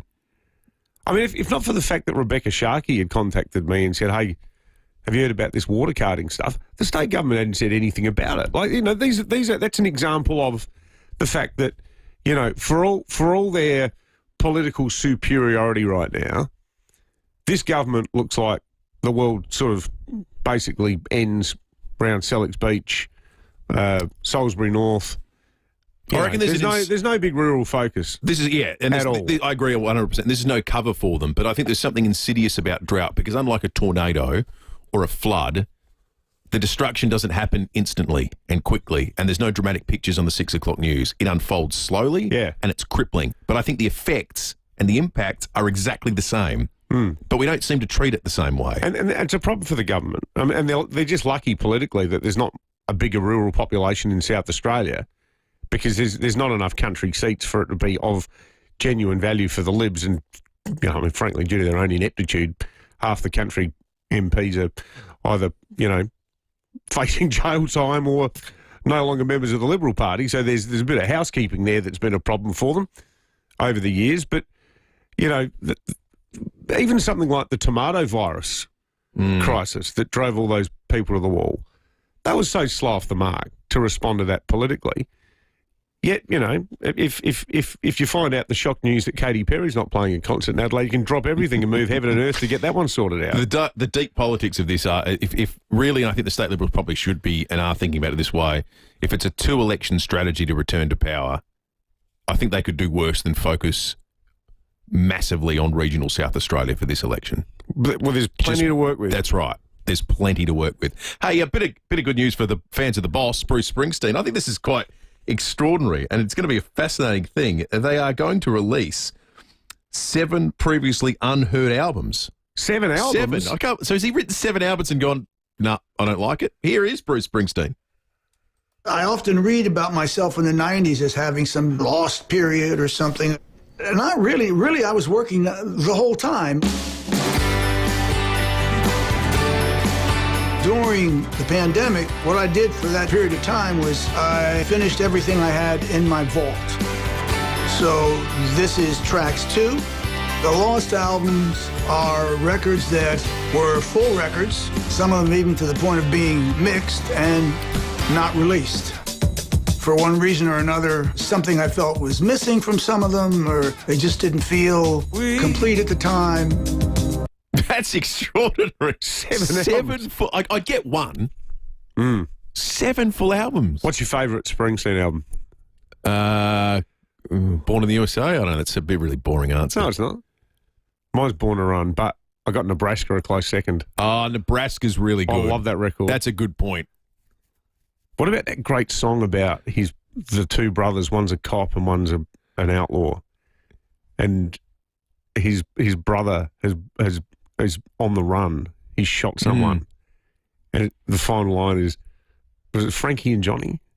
Yeah, I pulled over and watched Frankie's taillights disappear.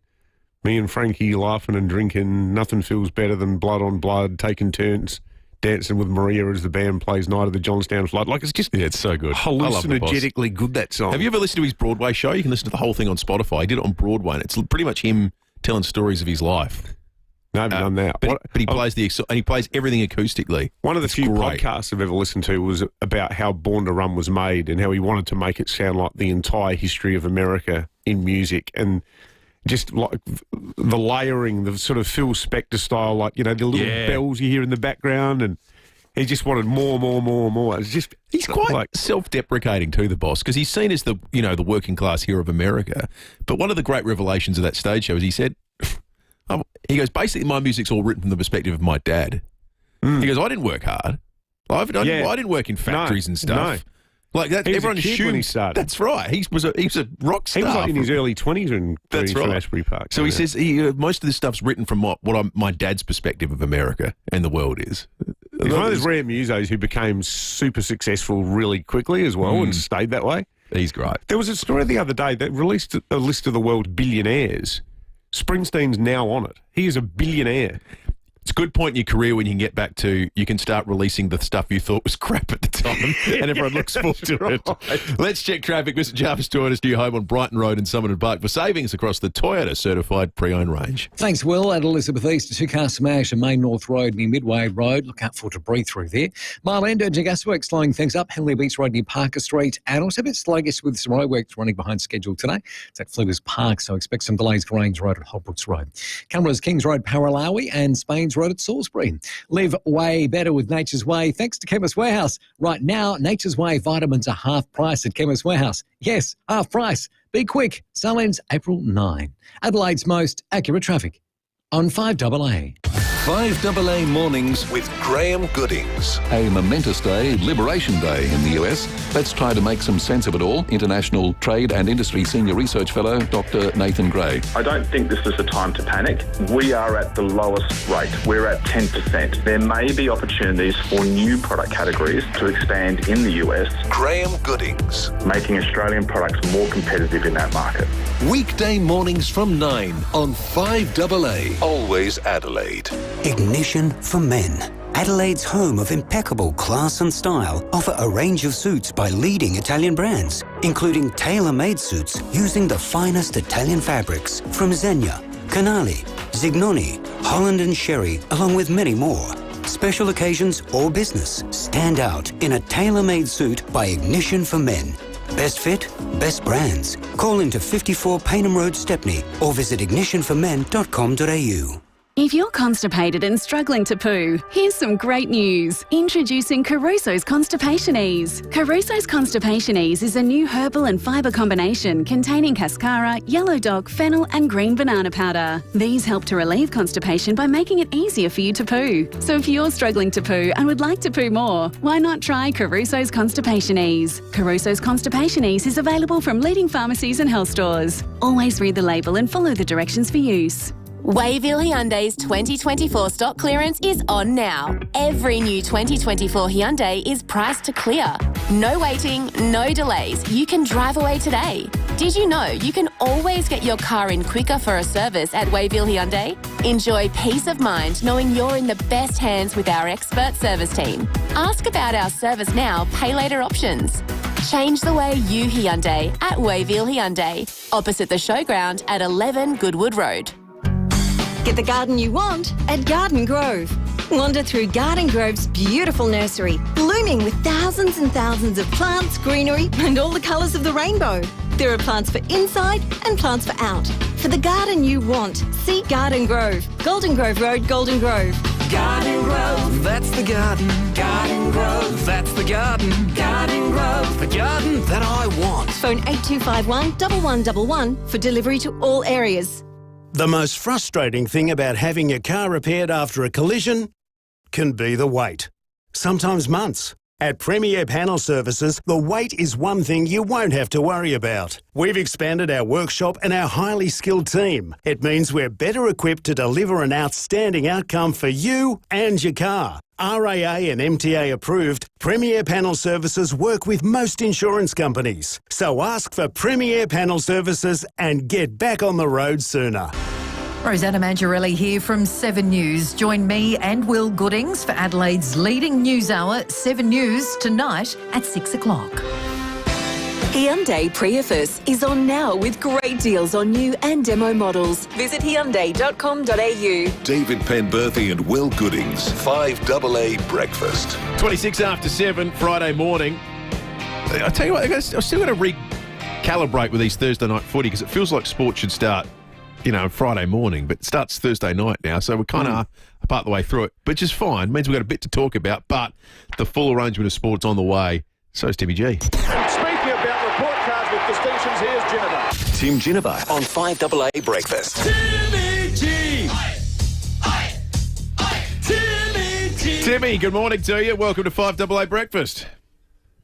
Thank you very much, Will. Yes, exciting in the last week of daylight savings, and it'll be nice next week. The sun will be up. Yeah, that'll be good. It is. Just goes that probably that 10 days too long. Oh, for sure. Only saying that the other day. So I know that down at Alberton there's been a bit of pressure on Ken, Tim, but you'd probably rather be Ken than Vossi at the moment, wouldn't you? Crikey.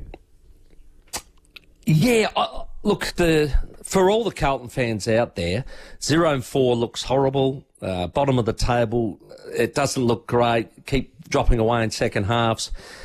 Just remember, Hawthorn was 0-5 this time last year, like 0-5, and they came back with such a run that they looked like they were going to be the finals favourite. And look at the way they've started this year. So not all is lost. I saw some things last night that I liked. They just got blown away in the third term, and then they steadied up in the last quarter. So they're starting to piece it together. They're starting to get the names they need back out on the park. I don't think all is lost. So there's still a chance, but you wouldn't want to be 0-6, 0-7. That's probably too hard. So, yeah, look, keep the faith is probably what I'd say to the Blues fans. And Collingwood, they went about their work very well. They've got a lot of experience. I just don't know how long the older blokes can hang on this season. They'll have to manage them well, but they might be without Dan Houston. Now, late last year, I was very concerned when he got 5 weeks. This year, I couldn't care less. So you watched every game that he's played, Timmy. When did he become Hitman Houston? Like 150 games in? It's weird, isn't it? What happened there?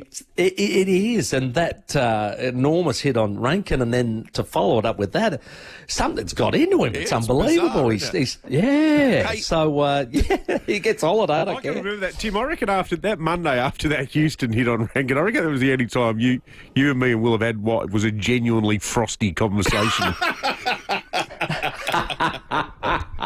I was probably hoping for 2.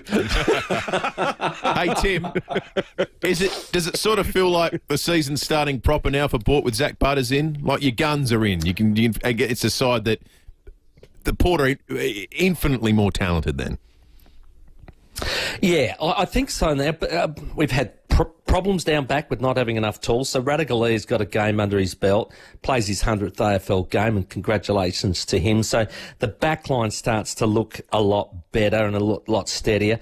The forward line has been the Mitch Georgiades show. That's it. He's too easy to shut down. Yeah, so now we'll probably get a Tall up there, I would imagine, to help him out this week, either a Finlayson or a Lord. So that'll help him out enormously. But then we've been smashed at contested footy.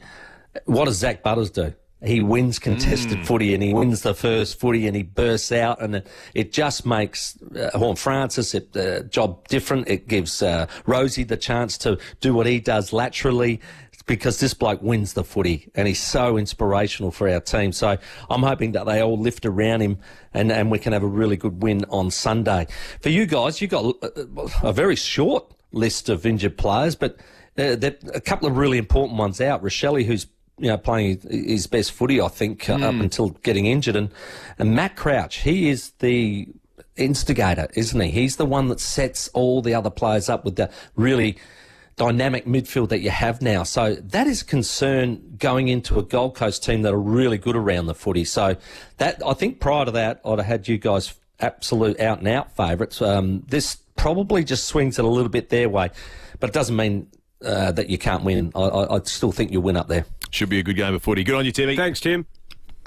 Looking forward to it. See you guys.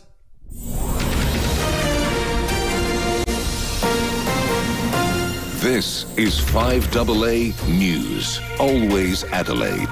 Partly cloudy and 21 today with the 7:30 news. I'm Jess Adamson. Get down to the free open road and outdoor show at Jayco West Beach this weekend. JaycoAdelaide.com.au. Two men have been charged with carrying loaded firearms into the MCG during last night's Collingwood-Carlton game.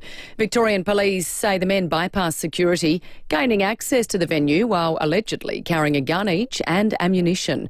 Shay was at the game and says the screening process was lacking. When I walked through security, I said to my husband, this security is rubbish. The two guys that were on the scanner looking, they weren't even looking, they were talking to each other. They weren't even looking at the thing where you walk through. I was so angry. I said, you want to see security, go to Wimbledon. 3 people will face court today charged over a crash in the northern suburbs this morning. Police were called to the intersection of Waterloo Corner Road and Heaslip Road just before 1:30, where a Ford Falcon hit a guardrail. Sergeant Peter Williams says 3 people were seen running from the scene. The driver of the crashed car, a 21-year-old man from Blakeview, he was also found to be in possession of a backpack. And when that was searched, police located a gel blaster, expandable baton, cannabis and an ice pipe. The Prime Minister is starting his day campaigning in Sydney, where a number of key marginal seats are in play. Anthony Albanese has now visited all 6 state capitals as he travels the country, making his pitch to voters. The opposition leader is in Perth, where he's hoping to win back electorates the coalition lost at the last election. South Australians planning to cast a postal vote in the election are being urged to apply early or risk missing out. Nearly 2.4 million postal votes were cast at the previous federal election in 2022, with similar numbers expected this time around. The federal government says it will remain firm in response to the US president's latest trade restrictions. Wall Street has toppled in the wake of President Trump's latest round of tariffs, which includes a 10% levy on Australian goods. Senior Minister Amanda Rishworth says the government will continue to pursue every avenue to find an exemption. We won't compromise on our PBS, we won't compromise on our biosecurity, we won't compromise on our news bargaining media code. These are some of the critical policies that we believe are important in Australia. Locals in the town of Thargomindah in outback Queensland are sleeping on the airstrip as they wait for floodwaters to recede. More than 100,000 stock are missing or dead, with producers just now starting to assess the damage. Experts are considering the use of weight loss drug Ozempic to treat heart conditions. Gabrielle Hodson has more. A task force is being set up to improve the way obesity and cardiovascular disease are managed together. One of the priorities is to work out if semaglutide medications, such as Ozempic, should be used to treat heart conditions. The Heart Foundation has told News Corp it wants an industry-wide consensus in Australia. The US has already approved a new indication for Wegovy to reduce the risk of cardiovascular death, heart attack and stroke in overweight adults. The foundation now says there's scope to do that here if we can get around supply shortages. Keep the end of daylight saving in mind when behind the wheel. That's the advice from the RAA ahead of the clocks going back on Sunday. The association's Charles Mountain says it applies to all road users. It's also important too for pedestrians to ensure that they don't put themselves at risk. So it's important to use crossings when they're available and ensure that you cross in a situation where the illumination is pretty good so that drivers can see you approaching. Now turning to 5AA Sport, it's a very good morning to Tom Wren. And to you as well, Jess. We'll begin with football. Collingwood has cemented itself in the top 4 after a 17-point win against Carlton in front of more than 80,000 fans at the MCG. It's a different story for the winless Blues. Coach Michael Voss admitting his team's second-half fade-outs need to be worked on. Certainly the way we played in the first half gave us encouragement to suggest that we could continue it. There's certainly no signs to suggest that that was going to drop off, but ultimately the third quarter was unacceptable. Yeah, last night's result marks a 4th straight loss for the Blues to start the season, and round 4 continues tonight with Geelong hosting Melbourne. Well, South Aussie Travis Head's Sunrisers Hyderabad have suffered a 3rd straight loss in the IPL after being smashed by 80 runs. That was against the Kolkata Knight Riders. Venkatesh Iyer took a liking to fellow Aussie Pat Cummins, belting him for 4 consecutive boundaries to help the Knight Riders reach 6 for 200.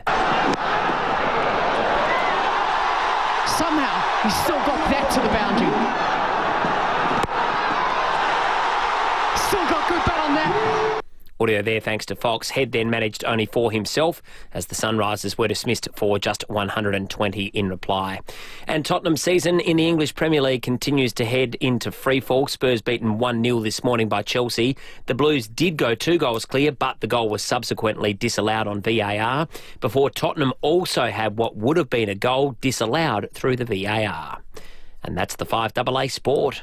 Thanks, Tom. Now let's check the traffic. Living Choice offers luxury retirement living with premium resort-style communities. For locations throughout SA, go to livingchoice.com.au. At Elizabeth East, a 2-car smash to look out for. Main North Road near Midway. Road delays and clearing, so that's a good sign. Mile End, got some urgent works happening there at the moment. That's on Henley Beach Road near Parker Street. And we are slow for works at Glenelg, East Brighton Road near Dunbar Terrace. Getting busy, Main North Road at Enfield with a camera this morning, Whites Road, Paralawi. From 35,990, the MG HS family SUV offers a safe drive with a 5-star ANCAP safety rating and a 10-year warranty. Test drive today. T's and C's apply. Adelaide's most accurate traffic on 5AA. Now the 5AA forecast. Experience the smooth, rich flavour of McCafe today. Expertly crafted by trained baristas, just the way you like. 21 and partly cloudy today, 22 tomorrow, 23 with a possible shower for Sunday and 23 again for Monday. Right now it's 15 degrees on 5AA, always Adelaide.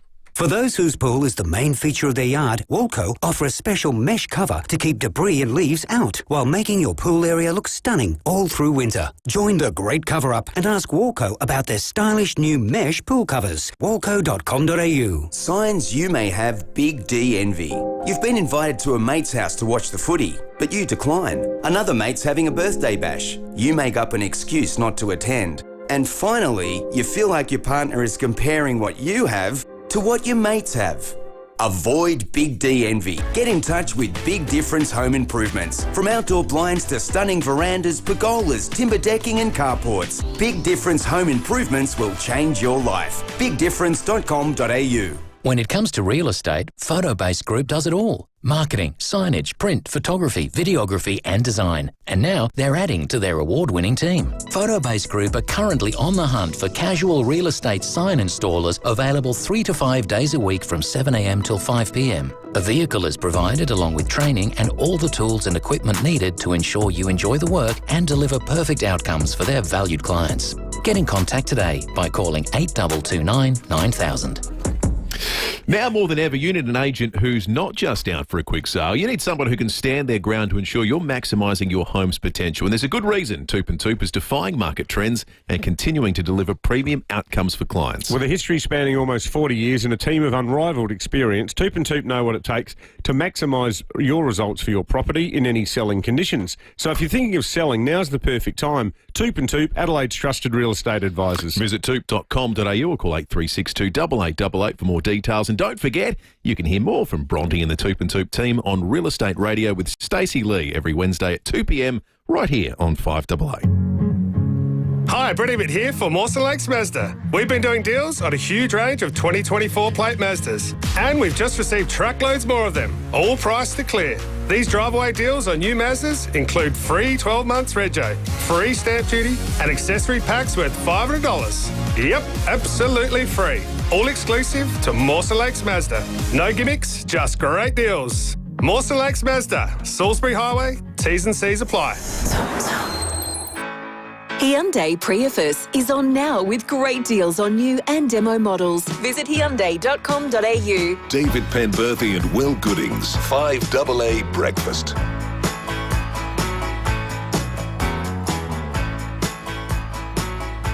"20 minutes to 8, coming up this half hour, your chance to win, well, to be put in the running to win what is going to be one hell of a weekend in the Barossa Valley by playing What Wine Am I? It's not too far away. If you'd like to participate, have 8223 0055 plugged into the phone. Feeling a bit Spanish this morning, Will.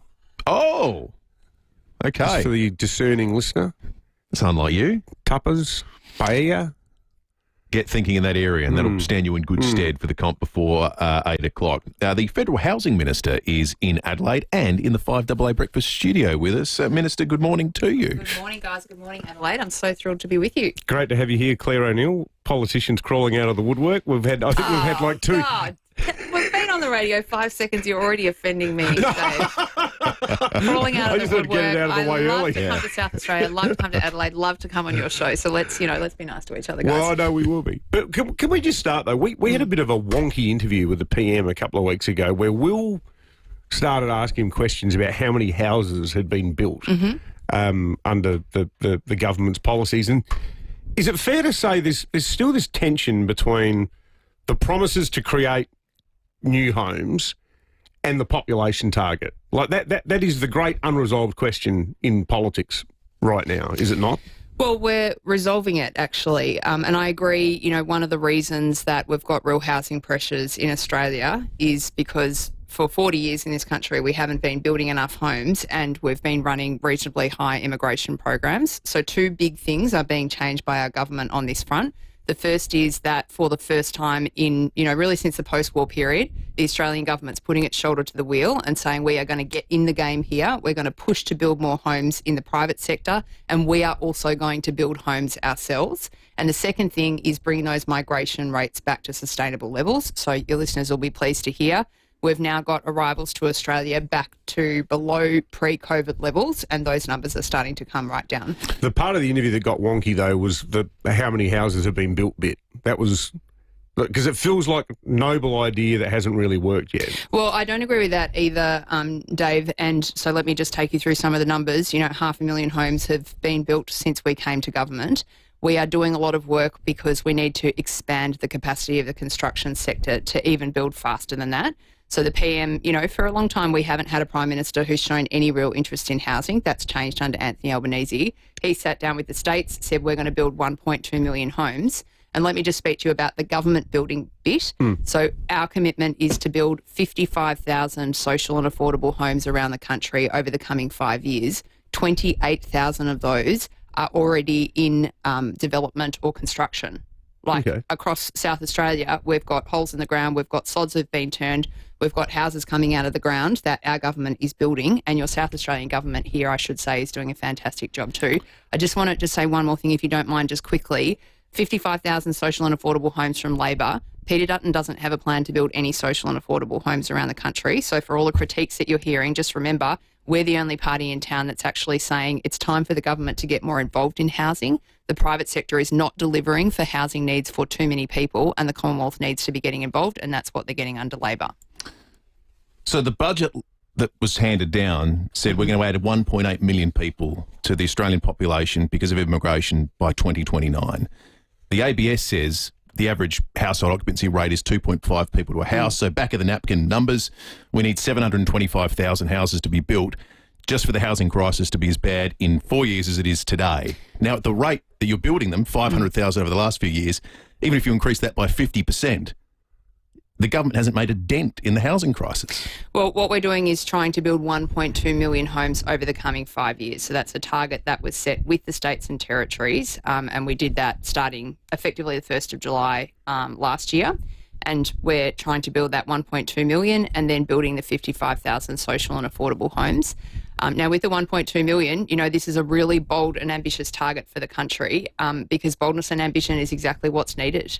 The reason that we have such entrenched housing issues in Australia is because for 40 years, Australian governments have basically stepped back and said, we're not going to engage with this. And that has changed with our government. But we have had a housing crisis that your government has acknowledged, but at the same time, you've presided over a period of immigration that's been greater than anything we've seen since the Second World War. And they seem to be incongruent positions. Why do we need another 1.8 million people now? Yeah, so we'll understand your points. So just a couple of things to say.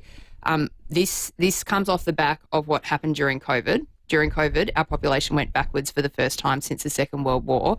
And I just remind everyone who's listening right now, it's hard to remember the acuteness of the labour shortage that we were experiencing as a country off the back of that. You could not find a nurse in a hospital. We had regional restaurants that could only open a few tables a night because they had no one to actually serve anyone who was there. Now, that migration has rebounded, as has always happened after we've had our borders shut for long periods of time as a country. The important thing is to bring those migration rates right down, and that's exactly what our government is doing. Well, you are actually here today on housing and announcing the creation of some new disability housing as well. Yeah, we are. It's really exciting. I'm out to Panorama today to cut the ribbon on 18 social and affordable homes, and if I can just share a quick story. I was in Prospect yesterday and I met a tenant of one of these new social and affordable homes that our government has bought online. An older woman who was literally on the brink of homelessness, could not pay her rent anymore, and then was able to get that opportunity to get into an affordable home. Her entire life has been transformed by the work that our government is doing.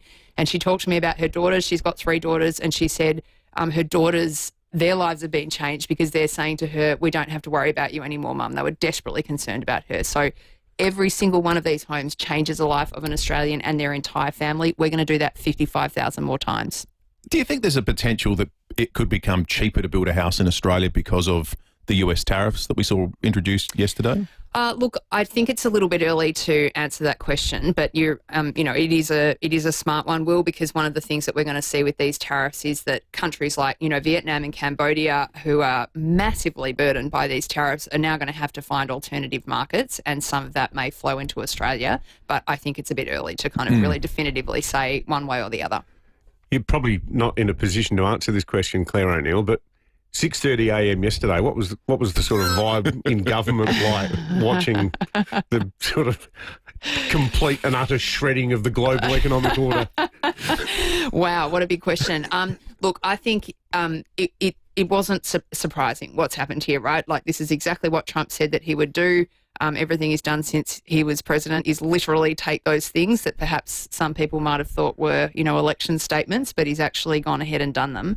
And look what's happened to the US economy overnight. I think they've lost $4 trillion from the stock market. People are talking about a US recession. And, it's a good time to just remind everyone about what an act of enormous self-harm tariffs are. This is going to raise prices for Americans and it's going to create problems for trade around the world. And, we've got our focus, right? Our national interest is really clear. The PM's been really clear. We're not going to trade away the things that make Australia great. We're not going to trade away our biosecurity measures that make our beef and our wine and other products that we build, that we grow and create here, the best in the world. But we've got our economic self-interest to think about, and our big focus now is Australian exporters. How can we back in behind them, buy Australian at every opportunity, and how can the government help them find alternative markets? Well, thanks for coming in, and I'm sorry if crawling out of the woodwork sounded rude. I was just trying to make the point that at the moment, I don't mind at all. We almost need to take out an AVO against every single federal shadow minister and minister because they are very keen about making visits to us. There's so many nastier things that are said about me every day, so I absolutely We're doing the show the other morning, minding our own business, and Anthony Albanese actually just walked into the studio. That was a first. We thought he might have finally had an answer to the housing question. Don't you guys feel so popular, though? This is such a compliment to the both of you. Yeah. Good on you. Thanks, awesome. Minister. Great to chat, guys. Thanks. All right, let's check traffic. Visit Jarvis Toyota's new home on Brighton Road in Somerton Park for savings across the Toyota certified pre-owned range. Thanks. We've got a small 2-car bingo to look out for this morning at Edwardstown. It's on Furnace Avenue at South Road. Marland has some urgent gas works this morning, Henley Beach Road near Parker Street, and we're slow for works at Camden Park, Anzac Highway near Morford Road. Busy at Hullet Cove. That's works Lonsdale Road near Perry Bar Road with the Camera Bagster Road, Salisbury North. The federal election has been announced. All Australian citizens 18 and over must be enrolled to vote. Enroller update to details by 8 p.m. Monday, 7 April at ac.gov.au. Authorised by the Electoral Commission at Canberra. Adelaide's most accurate traffic on 5AA. If I say the word instant, are you thinking coffee or scratchies? If gambling's never far from your thoughts, or you're often looking forward to your next bet, you could be showing the early signs of gambling harm. But if you spot the harm, you can stop the harm. Visit gamblingharmsupport.sa.gov.au. A message from the Government of South Australia. For 50 years, Sterling Homes has set the standard. As we mark our 50th anniversary, we invite you to share your dream with us. To celebrate, we're giving you $15,000 in luxury upgrades your way at no extra cost. Choose from reverse cycle air conditioning, stone bench tops, solar panels and more. Plus, we're including 2.7 metre high ceilings. It's your home built your way because at Sterling Homes, your home. Find your nearest display home location at sterlinghomes.com.au. T's and C's apply. We know you are concerned about SA's public hospital capacity and how long it can take to see a doctor. So are we. We need enough doctors to provide the safe, quality care you deserve. There are solutions for South Australia and it's not rocket science. Visit safermedicalstaffing.com.au and sign the petition to support our 3-point plan for enough doctors for South Australia. Authorised by Dr. David Pope, South Australian Salaried Medical Officers Association, Adelaide. Adelaide, get ready for the free open road and outdoor show at Jayco Adelaide West Beach this Saturday and Sunday. See the latest from Jayco, Wayne Phillis, Weber Barbecue Adelaide, Red Arc and Matrix ski boats, plus loads more. With exclusive sales offers, plus kids entertainment, food, market stalls and outdoor tips to get you adventure ready. Don't miss it. This Saturday and Sunday, Jayco Adelaide. With free entry and exclusive deals, your adventure starts here.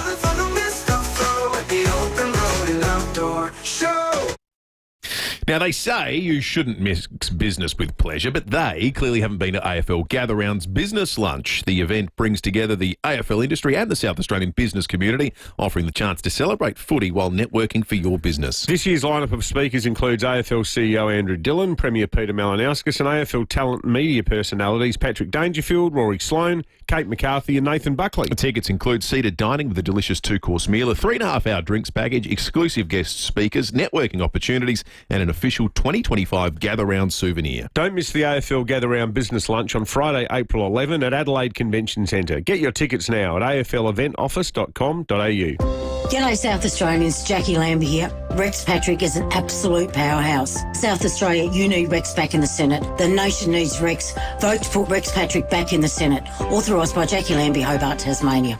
5AA Breakfast is streaming live right now. To watch, simply head to 5AA on Facebook or YouTube. Hyundai Prius is on now with great deals on new and demo models. Visit Hyundai.com.au. David Penberthy and Will Goodings. 5AA Breakfast. 7 to 8, the time has come. The final edition of What Wine Am I for this week. 8223 is the number. We need 2 callers on the line. Get calling right now because you're going to go on a short list and you don't have to wait long to find it if you win the major prize. We are drawing it before 9 o'clock this morning. Every day this week we've played this game. The Barossa Vintage Festival is here, and so what you get is a 2-night stay at the Vine Inn to be part of this. You also get tickets to Pyrathon, the Anzac Day event, cart tour at Lambert Estate. That'll be fun. The parade party at 1918. You get a tasting ticket for the Wine Village, tickets at the after parade party, and then you finish up with Club Vintage. You'll have had so much wine by that point in time, you'll probably swear off the grog. Oh, you'll be getting straight to the Betty Ford Clinic. I think the Barossa Vintage Festival is on 85 plus events between the 23rd and 27th of April. Tickets are on sale now. Vern in Pasadena, though, is called in first with a Meat Tray Friday entry. Vern, what's the most embarrassing fall you've ever had? Good morning, Will and David. This goes back to the early 60s, and I was in my mid-teens, or cocahoot, that type of thing. And I brought my brother and cousin to Adelaide. It was the weekend of Easter, and straight after was Anzac Day, which is quite unique. And we came down for a couple of days, and anyway, we went to I think the only Chinese restaurant that Adelaide had at those times, which was at the bottom of Rundle Street, which was then not the mall. So you could park out the front. So this goes back a while. Anyway, the bottom floor was full. So they took us upstairs. So we had our meal, and I'm not a non-drinker, and I don't even know if those places served alcohol in those days. Anyway, coming down, 2 flights of stairs, and then there was a landing, and the second flight of stairs, well, I accidentally did not get off the top step too well. I finished up going down the last flight of stairs on my back. Here I am madly trying to grope for a banister as I'm going, and I finish up sliding straight out into the causeway between the kitchen and the dining room. Oh, no. Well, the dining room is bloody full. And here I am, I'm there flat on my back. I've got the waitresses racing around trying to get me up. I had the cooks. I had my brother and my cousin just absolutely splitting their sides laughing. And my cousin said to me, "No, so you missed a step." And I said, "No, I hit every bloody one." And I could not get out of that place quick enough. I reckon I got sunburnt. I reckon my face was out red. That is superb, Bert. What a great story and well told. Well Thank told, you. yeah, absolutely. Olga's Fine Foods providing great meat tray today. Before What Wine Am I? Let's have a quick chat with Nathan, who's called in following our chat with the Housing Minister, Claire O'Neill. Nathan, good morning to you. Good morning, gents. How are you? Good, thank you, Nathan. Yeah, so look, I mean, I thought it was a really interesting question, there at the end around the potential to have cheaper houses. I guess there's swings and roundabouts though. So in South Australia, we've grown trees for 150 years. We process a lot. We've got 21,300 South Australians who directly and indirectly work in the industry. And I guess our biggest concern out of these tariff announcements is we might see dumping activity from countries that were sending their timber to the US, but might instead send it here. And might sound great for the consumer, but it would come at the cost of a lot of Australian jobs. It's a great call, Nathan. I just note you text in as well from the Forestry Products SA. Is that the group you're from? That is the one. Yeah, it's a great point, and I'm glad we got you on the line to make it, and so people could hear it, because there has been a little bit of after the fact celebration. People, meat will be cheaper, and maybe houses will be cheaper, and maybe all this good stuff will happen. I'm with you. I think tariffs are a dopey economic policy always, and you make the most important point, because the blowback effect this is going to have on some Australian and South Australian industries is going to be massive, and the cheap prices for consumers are going to be at the expense of Australian producers in many cases. Correct. And it's like the people yesterday were talking about, if it is beef, that means we're going to get cheap steak. I was like, we'll go to Murray Bridge and talk to Thomas Foods about how their level of investment, all those great job-creating opportunities that they've created for people in and around Murray Bridge. You know, if you start hitting a company like that's what it actually looks like. Yeah, I mean, from a housing perspective, it's always important to remember that the cost of your house frame is probably less than the cost of your kitchen bench. So we're not actually a major cost within the overall cost of a house. Yeah. We grow the tree for 30 years to chop it down, turn it into product which people need. What we don't want to see is loss of Australian jobs as a consequence of the US president and some very interesting economic decisions. Yeah, it's a great call, Nathan. Thank you, mate. We appreciate you coming on the line. All right, let's play What Wine Am I? We've got Michelle in Collinswood on the line, and we've got Sean in Redwood Park. Good morning to you both. Your names are your buzzers, Michelle and Sean. You can buzz in at any time. Here comes David with the clues. Okay, so there's 4 clues this morning. Clue number 1, I am Spanish, full-bodied, with notes of plum, cherry and tobacco. That's the wine, not me. Michelle. Oh, wow, Michelle. Michelle. Ribera del Duero. I'm sorry, Michelle, that is not the answer. So, Sean, you get all the clues. I am great with tapas and with paella. Clue number 3, I start with the letter T. And the bonus clue that makes it 10 metres out dead in front with no man on the mark is I'm sometimes known by the abbreviation TEMP. Tempranillo. Yes, Tempranillo it is, Sean. Well done. Good on you, Sean. Congratulations to you. You're the final one in the running to win that amazing weekend at the Barossa Vintage Festival. The winner, it will be announced before 9 o'clock this morning. Stick around. We will be making that declaration before 9 o'clock. The very latest news and information. This is 5AA News. Always Adelaide. Partly cloudy and 21 today. With the 8 o'clock news, I'm Jess Adamson. Get down to the free open road and outdoor show at Jayco West Beach this weekend. jaycoadelaide.com.au. A man will face court today charged with leading police on a high-speed chase while drunk and disqualified in a stolen Holden ute. Police allege the 43-year-old Semaphore South man was travelling at up to 160 k's an hour through the western suburbs. Sergeant Peter Williams says the pursuit was initially terminated, but patrols caught up with the driver eventually on Military Road at North Haven. The driver got out of the vehicle and decided decided to walk off, but patrols were guided in by the chopper, and they were able to safely arrest the man without incident. 2 Melbourne men will face court today, charged with bringing loaded firearms into the MCG during last night's Collingwood-Carlton clash. In a major security breach, each man allegedly had a gun hidden down their pants and were able to gain access to the ground with 82,000 fans in attendance.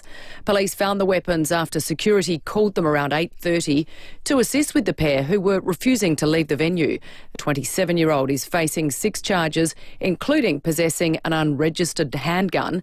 21-year-old has been charged with 3 offences, including commit an indictable offence while on bail. Wall Street has suffered its worst day of trade since 2020. There have been major losses in the wake of President Trump's latest tariff announcement. The S&P 500 closed 4.8% down, the Nasdaq almost 6%.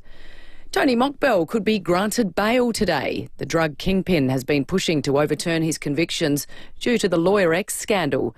He's been in prison for the past 18 years. Leading litigation lawyer Justin Quill believes he'll get out. And the real question is whether or not he's going to succeed ultimately on his appeal and be able to quash his convictions and actually walk free for good. So, by a whisker, he'll get bail. Scientists could be one step closer to finding a reliable treatment for dementia. Data from a population in Wales found older adults vaccinated against shingles were 20% more likely to not develop the condition than those who weren't. Analysts believe the science could lie behind the way the vaccine targets specific nerve cells. At least 27 Palestinians have been killed in an Israeli airstrike on a school in northern Gaza. The building is believed to have been serving as a shelter for displaced families. The Israeli military says it was carrying out a strike on prominent terrorists who were in a Hamas command and control centre in the city. Prince Harry is accusing the boss of a charity he set up of blatant lies.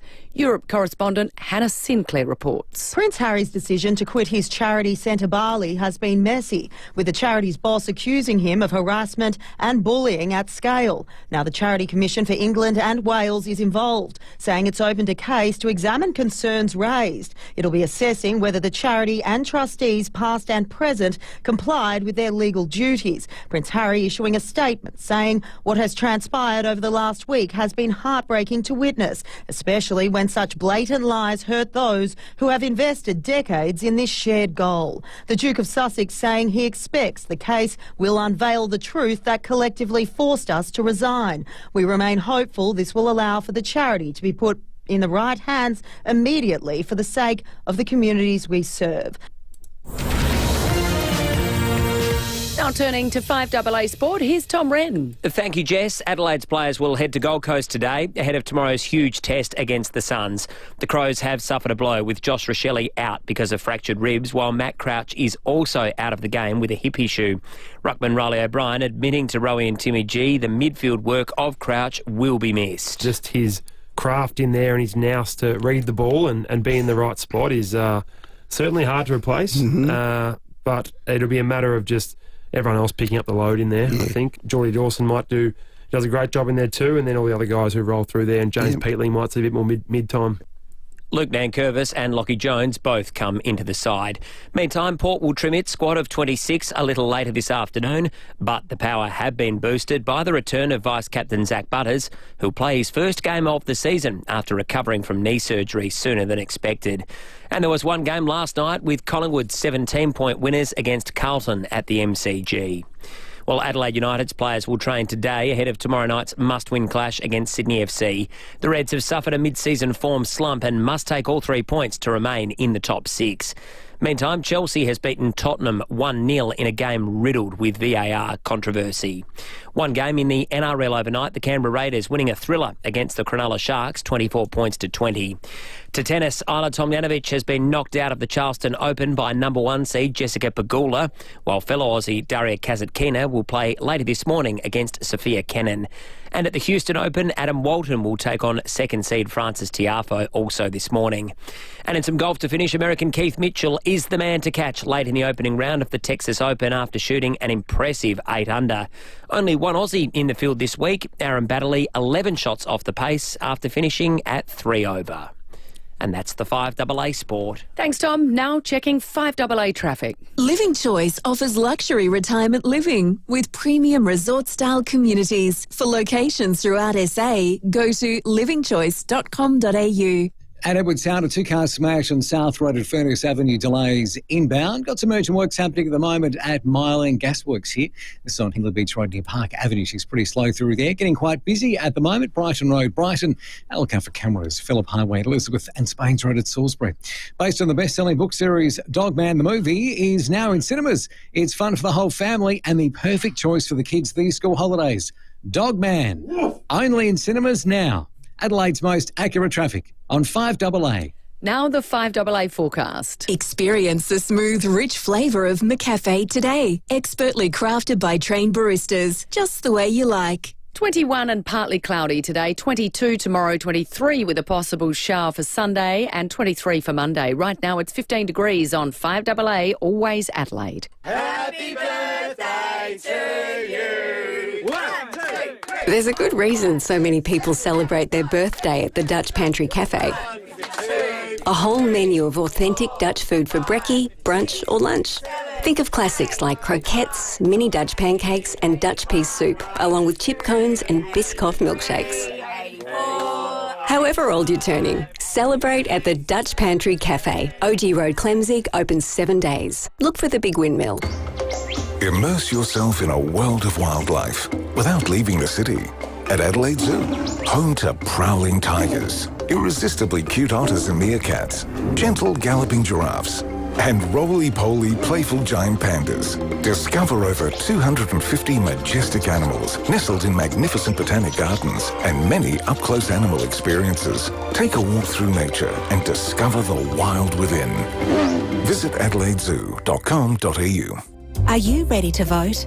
The federal election has been announced. If you've recently changed your name or address, turned 18 or become an Australian citizen, you must update your enrolment details or enrol to vote before 8 p.m. on Monday, 7th of April. Head to aec.gov.au or pick up an enrolment form at any AEC office and return it to the AEC before 8 p.m. on Monday, 7th of April. Your vote will help shape Australia. Authorised by the Electoral Commissioner, Canberra. Go Harvey Norman for the hottest deals on the latest tech. New notebook computers in store now from just $348. Run-out prices on LG 2024 TVs. Big screens, king-size screens, all screens on sale. Save 10% on selected AEG kitchen appliances plus 10-year warranty. And huge $1 upsize deal in bedding. Buy a selected queen-size mattress and for $1 more, upsize to a king. Harvey Norman, hot deals store-wide. Best brands, best range, best prices guaranteed. Conditions and exclusions apply. We love to see you, CMI. Come and experience what makes CMI Toyota SA's #1 selling Toyota dealer. If you're looking for a new or pre-owned vehicle, parts or service, our friendly team of Toyota experts are here to assist with all your vehicle needs. Head to cmitoyota.com.au or visit CMI Toyota today. We'd love to see you. We love to see you, CMI. Oh, what a feeling, Toyota. In Adelaide and across South Australia, this is 5AA, always Adelaide. Hyundai Prius is on now with great deals on new and demo models. Visit hyundai.com.au. David Penberthy and Will Goodings, 5AA Breakfast. 9 minutes after 8, breaking 8 coming up in just a moment on some of the awful decisions that are having to be made when it comes to the care of people that are in the most acute situations. That's next. Shortly, Jack Lukosius will join us on 5AA Breakfast. We'll get a sense of how Jack's recovery is going. He has been in for surgery already. His stories are sort of one that diverges a bit from Port Adelaide because Port's sort of getting healthy. He got unhealthy, but when he comes back to that side, it looks like they're going to be much closer to full strength than when he left them. So we'll talk to him about how that is all unfolding ahead of their game this weekend against the Saints. Also, this hour, we're going to announce a winner of our competition after a week's worth of What, Why, and Am I? We've got a meat tray to give away. We just met Helen from Olga's Fine Foods. How nice was Helen? She was just What about hilarious. Helen's film me doing a TikTok video talking about cevapcici? She took a picture of me with every piece of meat they have. Every single one. It was unbelievable. And they're going to be part... That was quite the photo shoot. I came back from refreshing my coffee and found Mill draped with meat. Yeah, I looked like that. Sort of weird Robert Mapplethorpe photo. Who was it that wore the meat dress? It was Lady Gaga. Lady wasn't it? Gaga. It was too. Well, she's always been a big inspiration of yours. Well, that's right. Yeah, I just about was recreating Often it. they come in and Will's going, rah, rah, rah, rah, rah. Sort of vocal exercise that he needs for his other job on television. Yeah, exactly. Should we get serious here and do breaking it? What do you think? We can try. Well, we will try, because it's been dubbed the week from hell at Flinders Medical Centre, where, and again, what we're basically talking about here is a whole bunch of medical misadventures which come down to the continuing challenge facing the public hospital system, i.e. not enough beds. The backdrop to this, obviously, is the continuing ramping crisis. But Bernadette Mulholland, who is the head of the SA Salaried Medical Officers Association, has documented some of these cases, and we've got Bernadette on the line now. Bernadette, walk us through some of these situations, because the one in particular involving the patient who a top doctor had ordered that he be taken immediately to Flinders and taken to emergency. He was instead left in a ramped ambulance for 2 hours until he suffered a heart attack. How is all of this still happening with the amount of money and attention that's been lavished on the health system over the past 3 years? Brutal week that was happening and had been for a few weeks. My understanding of the situation when I went in and talked to the doctors was the message actually hadn't got as far as the paramedics to actually bring the patient in. There was several Cat 2s on the ramp. Paramedics were keen to ensure that the patients were cared for and moved into the emergency department.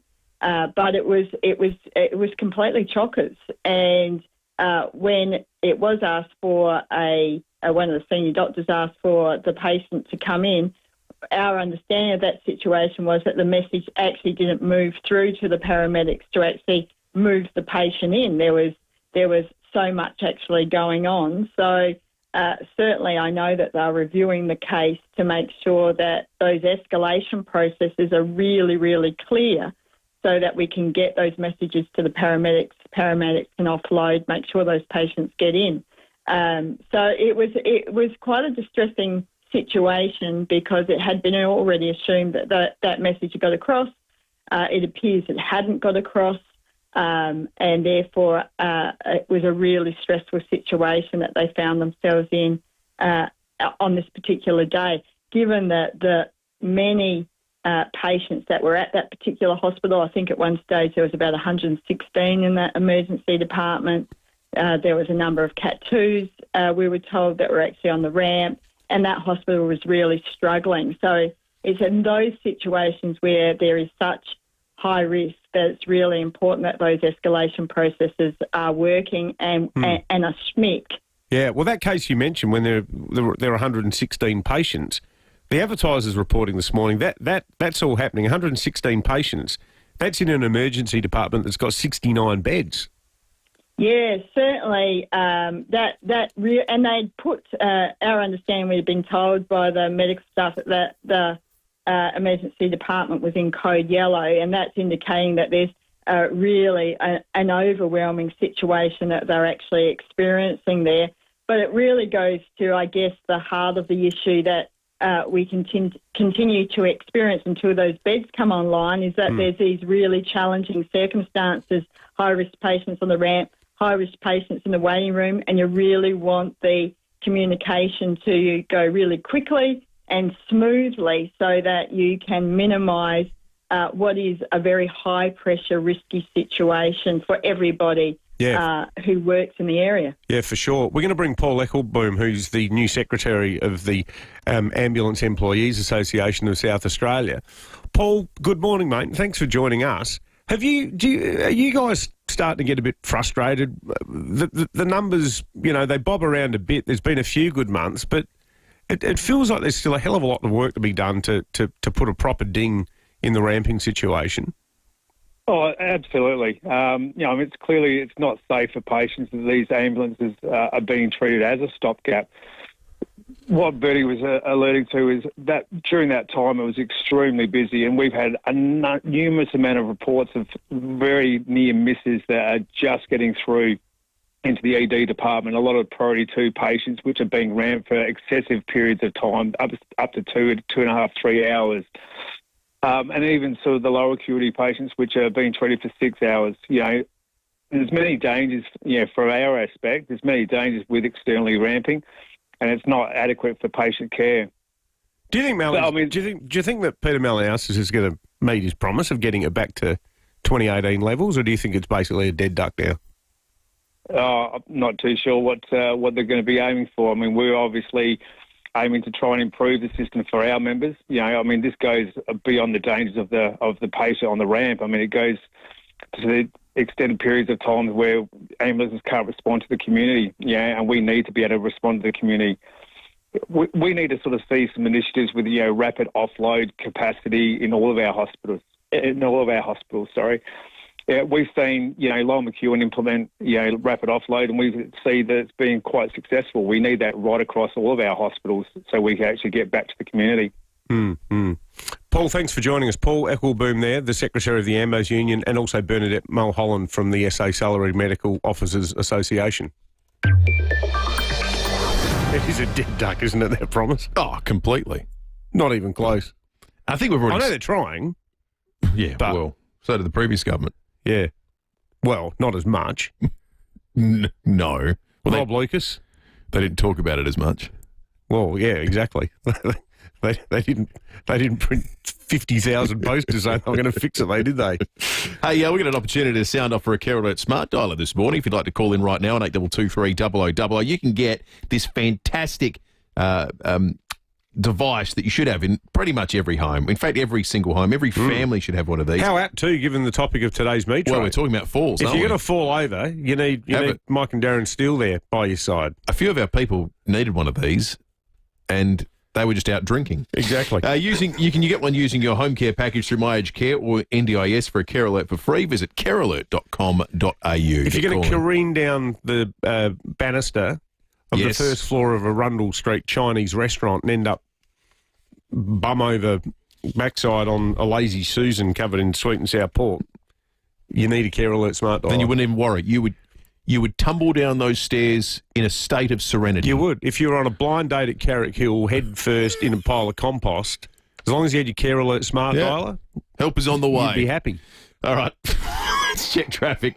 Visit Jarvis Toyota's new home on Brighton Road in Somerton Park for savings across the Toyota certified pre-owned range. Thanks, Will. At Regency Park, a ladder on the north-south motorway to Cormac Road delays outbound. Two-car smash causing some pretty solid delays at Edwardstown today. It's on South Road at Phineas Avenue. Those delays are ringbound. And Urgent Gasworks at Mile End slowing things up to Henley Beach Road near Parker Avenue. Busy Main North Road infield with a camera Waterloo Corner Road at Burton. CMI Toyota is SA's #1 selling Toyota dealer and the best place to get your car serviced. Book online at cmitoyota.com.au. Adelaide's most accurate traffic on 5AA. The 5AA Sports Show, Rowie and Timmy G. From the Adelaide Crows' point of view, they got a very important game against the Gold Coast. They have a couple of injuries for the first time and a couple of seriously good players in Rochelle and Crouch now out. The game versus Gold Coast just got harder for me. If there was one player they didn't want to miss this week, it was Matt Crouch. The 5AA Sports Show. That game just got mighty harder with Matty Crouch out. Weekdays from 4 p.m. on 5AA, always Adelaide. Hi, Sarah Wren here, Market Lead at 5AA. 2025 will mark my first year participating in the annual Vinnie's CEO Sleep Out. On June 19, SA business and community leaders will gather at Adelaide Zoo for one night to raise funds and awareness for people who sleep rough every night. If you're a business or community leader, help break the cycle of homelessness by signing up at ceosleepout.org.au. Imagine waking up in a home designed for luxury living, where every day brings the opportunity for a morning swim, state-of-the-art wellness amenities, and evenings spent with friends. Retirement isn't about slowing down, it's about living on your own terms. Living Choice has created luxury homes with premium resort-style amenities and a community of like-minded individuals who believe retirement is about living life to the fullest. Make your choice. Living Choice. Go to livingchoice.com.au. Now, one thing that never gets easier in this business, no matter how long we've been doing it, over 10 years now, is the alarm for the show. No, and it gets harder as daylight diminishes, Will. Well, the good news is this. Getting a barista-made coffee from McCafe has never been quicker or easier. I swear by this. Their coffee is affordable, it's expertly made, and the best part is you don't even have to leave the car. Hash brown, sausage and cheese muffin, and a McCafe. Breakfast of champions. It's cracking breakfast. Now, Macca's use sustainably sourced 100% Arabica beans for a smooth, rich flavour and offer alternative milk options like oat, almond, soy and lactose-free if you're into that kind of thing. Order today via drive-through, McDelivery, in-store or order ahead on the My Macca's app, and then you just skip the queue. McCafe, it's coffee fit for an Aussie, expertly crafted by baristas just the way you like it. Are you ready to vote? The federal election has been announced. If you've recently changed your name or address, turned 18 or become an Australian citizen, you must update your enrolment details or enrol to vote before 8 p.m. on Monday, 7th of April. Head to aec.gov.au or pick up an enrolment form at any AEC office and return it to the AEC before 8 p.m. on Monday, 7th of April. Your vote will help shape Australia. Authorised by the Electoral Commissioner, Canberra. Rosanna Mangiarelli here from 7 News. Join me and Will Goodings for Adelaide's leading news hour, 7 News, tonight at 6 o'clock. Hyundai Prius is on now with great deals on new and demo models. Visit Hyundai.com.au. David Penberthy and Will Goodings, 5AA Breakfast. Jack Lukosius. Great gift to Lukosius, and he dribbles and through for Paul Spurs. Well done, Jack. That's quite an introduction. On 5AA Breakfast. All thanks to Harvey Norman. Their clearance centre, cooking appliances, washing machines, dishwashers, TVs and more. 919 Marion Road, Marion. Jack Lukosius, good morning to you. Betty Davis eyes before your time, Jack. Yeah, no, that's Dad's family song. Is that? It sounds like she's Lukosius, but she's precocious. So Yeah. Pretty funny. What is the line? She's precocious. Yeah, I think so. Yeah. But it's a Lithuanian surname, isn't it, Jack? Yeah, Dad's dad. Lithuanian. Come over here a long time ago now, but yeah, that's how we're all You here. and the Premier? Yeah, Malinowskis, there's some sort of relation. Would be. Probably the same time as well. Dad's got a story. I don't know it off by heart. Dad reckons it's some sort of Nana looked after him or something. Oh. Well, Jack, we've got to say, when we saw you go down, it was like opening minutes really of that game. Crikey, like rotten luck, rotten timing. Yeah, absolutely. Yeah, it was my first contest about 20 seconds in to the first home game, so it wasn't ideal. Did you know straight away? Yeah, I put my knee into one of the Richmond players' hips and I felt it crack instantly. Didn't know what I'd done, but knew it wasn't feeling quite right. Could you walk? Yeah, I could walk and it wasn't too painful. And I'd done a PCL before, so I knew it wasn't that, and all the ligaments felt strong. So it was a bit of a weird one. I don't know, it's weird. You don't kind of think you've broken your bone. Like, you've put your knee up in that many marking contests. So yeah, it was a bit of a weird one. So I tried to get back out there, but yeah, I wasn't quite right. So you've had the surgery. What are they actually doing in the surgery? Have you got pins in it or something? Yeah, they didn't. So yeah, initially I thought it was going to, pretty much screw it back together. But they ended up just removing a bit of the bone that chipped off the side. So I think the surgery, from what I've heard, the surgery went really well, and potentially it could heal a bit quicker and could be a decent result in terms of playing again. Have you got a date in the calendar that you've circled and you think that one would be good to get back for? I'm hot. Whatever they give me, I'll be trying to beat it. I think tomorrow I'll get a full plan. Kind of have to wait a couple of weeks post surgery to see how it all pulls up, and then with the stitches out and stuff like that. So I think it'll be 2 weeks on Monday. So over the weekend they'll do a bit of work, and hopefully it'll be a bit less than first thought, but see how we go. Well, saying off air, Jack, that there's never a good time to do this, but I suppose the one benefit, and you mentioned your dad before, is at least back here you got more family support than you would have if you were still up in Queensland. And you're saying you got a puppy. Yeah. I had the puppy booked in anyway. Getting her the week after that game, so we had surgery on the Monday, and then the pup got dropped off on the Wednesday. So I've pretty much spent a week going insane, asking my knee and talking to a puppy at home. Good time to do a bit of puppy training when you've got nothing else to do. We've got it up on the Facebook and YouTube live stream at the moment. Yeah, What's the puppy's name? Lexi. So, Lexi. Border Collie? No, she's an Aussie Shepherd, but looks exactly like a Border Collie at the moment. Yeah, right. Wow. But yeah, she's learning her name and probably learning tricks a bit quicker than Is what she tearing your house apart?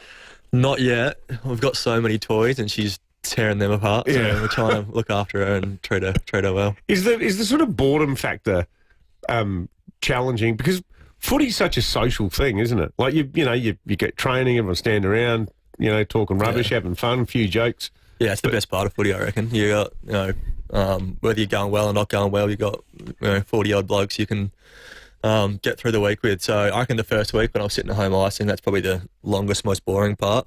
But now I'm in the club. I'm doing rehab, doing plenty of weights. I'm with all the lads. So I'm good when I'm working towards something and I've got a goal to achieve. So. Yeah, for sure. Do you feel a bit dirty too because they're coming healthy?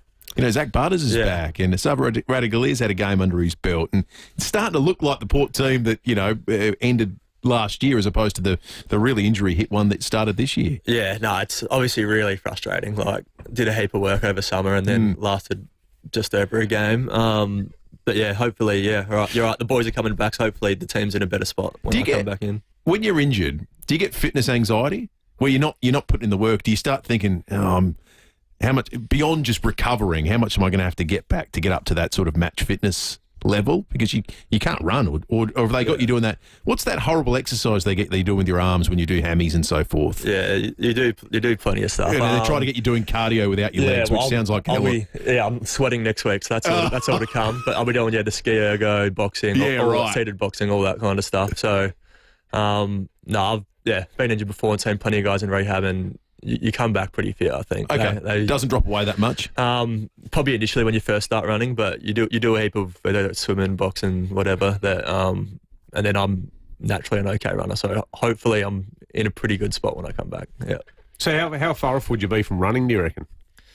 Oh, I actually got no idea. I feel closer than what I thought I would. So pain's not bad, it sounds like. Pain's getting better and better every day. Yeah. So I actually got no idea. I'd be guessing if I told you. Maybe a month, but that's just an absolute guess. So aside from the puppy, how do you keep yourself from news though? Like that first couple of weeks, what was the first week? Can you just hit the Netflix, all that sort of stuff? Yeah. Sheffield Shield went for 4 days straight. So I watched how good was that? Almost every ball of that. Wasn't that such a great cricket match? Yeah. I love my cricket, so that was unreal. And did you ever have to make a decision as a junior, cricket or footy? Did you get to a point? Kind of. Like I loved cricket and footy, and then when I was about 16, 17, and I was training for cricket through the footy season in winter up at Adelaide Oval, that's when I was like, I'm not sure this is quite for me. Yeah, okay. I wasn't loving bowling into an empty net. Wait, did you bowl or bat?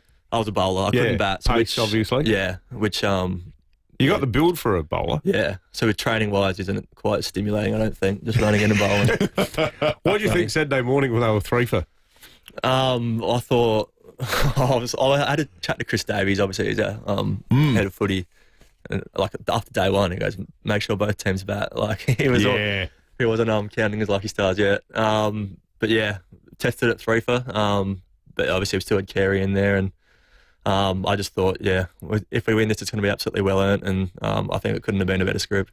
As a bowler, though, good to see a bowler get man of the match, because often, the centuries get all the headlines, but that 11 for was Doggett bowled so well, didn't he? Yeah, on a pretty flat pitch as well. Yeah, totally. No, it was a pretty incredible game, and the young fella from Queensland as well. He was pretty impressive in the first couple of when days. you were charging in, were you a line and length Glenn McGrath style metronome? Or were you pinging blokes' heads off? What was your aim as a quick? Yeah, I was bounce. I wasn't lightning, but bounce was my thing. Yeah, right. So angles. And I'm somehow more angry on a cricket field than a footy field. Is that right? Lots of bounces. Yeah. Yeah, you're pretty laconic on the footy field. Yeah. Get into the sledging. Yeah, very verbal. Yeah. Jack, Well, great to have you in, mate. Glad to hear the recovery's going well. And, maybe some exciting news to come if it is a couple of weeks, maybe sooner than originally people have been talking about. I'm probably a bit hopeful, but... well, you got to be, don't you? Good on you. That's part of the process. Good on you, Jack. Good to have you in, mate. Cheers, guys. All thanks to Harvey Norman's Clearest Centre, cooking appliances, washing machines, dishwashers, TVs and more, 919 Marion Road. Marion, if you want to be part of Feedback Friday, folks, get calling right now. 8223 00 is the number. Everybody wins a prize as we round the week out in the regular fashion. This is 5AA News. Always Adelaide. Partly cloudy and 21 today. With the 8:30 news, I'm Jess Adamson. Get down to the free open road and outdoor show at Jayco West Beach this weekend. jaycoadelaide.com.au. A man will face court today charged with driving drunk and disqualified at speeds of up to 160 k's an hour through the western suburbs. The 43-year-old Semaphore South man blew .203, more than 4 times the legal limit, when patrols eventually caught up with him on Military Road. They tried to stop him on Port Road just before 11 but terminated the pursuit for safety reasons. Polare then tracked the vehicle to North Haven. Police allege the car was stolen. 3 people have been arrested after a crash in the northern suburbs this morning. Police were called to the intersection of Waterloo Corner Road and Heaslip Road at 1:20 after a Ford Falcon crashed into a guardrail. The trio ran from the scene but were found minutes later in a nearby taxi. A 21-year-old man from Blakeview was charged with possessing a gel blaster, an expandable baton, cannabis and an ice pipe. A 24-year-old woman from Blakeview and a 31-year-old Andrews farm man were bailed to face court later. The AFL is under pressure to explain how 2 men got into the MCG last night with guns. The men aged 21 and 27 were both on bail at the time of the arrests. Security called police to assist with the 2 men who were refusing to leave the venue around 8:30, and officers found the weapons concealed in each of the men's pants. Barrister Matt Collins, KC, says under current laws, police at the ground would have to have acted very carefully. Arresting somebody for trespass, which is what it is at that stage, doesn't carry with it an automatic right to pat somebody down and look for drugs. You have to have, or weapons. You've got to have something else. And so what we don't know at the moment is what that something else was. Notorious Melbourne crime boss Tony Mockbell will this morning learn his fate, and he's now on his way to court from Barwon Prison. Stephanie Wachlewick reports. If the gangland figure is granted bail, it will be his first taste of freedom in 18 years. The 59-year-old has been fighting to overturn his conviction since his infamous arrest in Greece in 2007, when Nicola Gobbo was his lawyer. If freed, he will live with his sister in her Viewbank home. She has put up an $850,000 surety. He'd also have to comply with strict conditions, including electronic monitoring, a curfew and daily reporting to police. Australian exporters are rushing to get their beef onto ships and in transit before 12:01 Saturday morning Washington time. Producers wanting to avoid the 10% tariff have to get it on a ship and out of port early to mid-afternoon tomorrow. The Australian Meat Industry Council says in the US there's a shortage, and until conditions improve, Americans will still want our meat. Donald Trump has meanwhile defended the new raft of tariffs despite stock markets tumbling around the world. Wall Street suffered one of its worst days in recent years, but President Trump says it's going very well. It's an operation like when a patient gets operated on, and it's a big thing. I said this would exactly be the way it is. The markets are going to boom, the stock is going to boom, the country is going to boom. Our drought-affected farmers will be the beneficiaries of a soccer match at Coopers Stadium tomorrow. Growers, retailers and wholesalers will take on a government team of ministers and parliamentarians in a curtain raiser ahead of the Adelaide United game. Primary Industries Minister Claire Scriven says it's a good way to show our farmers we care. I think we all know how challenging the times are at the moment. There's drought and then there's trade issues. And this is a way that people can really help out. They can donate to the Rural Business Support Relief Fund, and the government will match every donation dollar for dollar. Now turning to 5AA Sport. Hello again to Tom Wren. And to you as well, Jess. Port Adelaide forward Jack Lukosius says he's recovering well after having surgery to repair his injured knee. He suffered the injury against Richmond a couple of weeks ago, and he's told David and Will he should have a clearer picture of his recovery time within a day or two. Kind of have to wait a couple of weeks post-surgery to see how it all pulls up, and then with the stitches out and stuff like that. So I think it'll be 2 weeks on Monday. So over the weekend they'll do a bit of work, and hopefully it'll be a bit less than first thought. The Power take on St Kilda on Sunday and have been boosted by the return of Vice-Captain Zach Butters, while the Crows take on the Gold Coast Suns tomorrow on the Gold Coast. Well, Collingwood has made it 3 wins in a row after a 17-point win over fierce rivals Carlton in front of more than 80,000 fans at the MCG. They will, however, be sweating on the outcome of a high bump from former Power recruit Dan Houston. For the Blues, coach Michael Voss, he admits everything went south during the third quarter. They were cleaner. They brought the pressure. We didn't handle it. We didn't step into it. So we'll look at that pretty closely. Let's go to soccer. Tottenham's horror EPL season's continued, beaten 1-0 by London rivals Chelsea. The only goal of the game coming early in the second half. Fernandes! Chelsea have their breakthrough. Audio there thanks to Optus. That result means Spurs remain in 15th spot. And in some tennis to finish, Isla Tomljanovic has been beaten in a round of 16 clash at the Charleston Open by number 1 seed Jessica Pegula. And that's the 5AA Sport. Thanks, Tommy. Now checking 5AA traffic. Living Choice offers luxury retirement living with premium resort-style communities. For locations throughout SA, go to livingchoice.com.au. At Edwardstown, a two-car smash on South Road of Furness Avenue, delays inbound. Norwood, two-car collision, Kensington Road near Port Rush Road. And Myland Urgent Gasworks slowing proceedings up this morning, Henley Beach Road near Parker Street. Getting busy, Main North Road at Enfield with a camera, Bagster Road at Salisbury North. Origin is making useful happen. From simplifying customer service to helping you go solar and everything in between. Origin, all kinds of useful. Adelaide's most accurate traffic on 5AA. Now the 5AA forecast. Experience the smooth, rich flavour of McCafe today. Expertly crafted by trained baristas, just the way you like. 21 and partly cloudy today, 22 tomorrow, 23 with a possible shower on Sunday and again for Monday. Right now it's 15 degrees on 5AA, always Adelaide.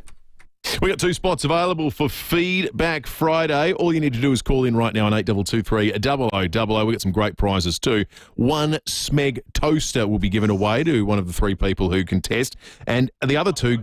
Exactly right. The other 2 get tickets to the Ballet International Gala, Romeo and Juliet. You can experience Shakespeare's iconic love story with Big Lives Adelaide debut of Romeo and Juliet. It's on April 11 and 12, but you could get tickets just by being part of Feedback Friday. Everybody wins. Get calling now. Feel good health catch on with Bupa. Get up to 12 weeks free when you join Bupa directly on eligible products by April 23rd. T's and C's apply. New members only. For award-winning health insurance, search Bupa 12 weeks free today. Adelaide's local, trusted and truly connected talkback radio station.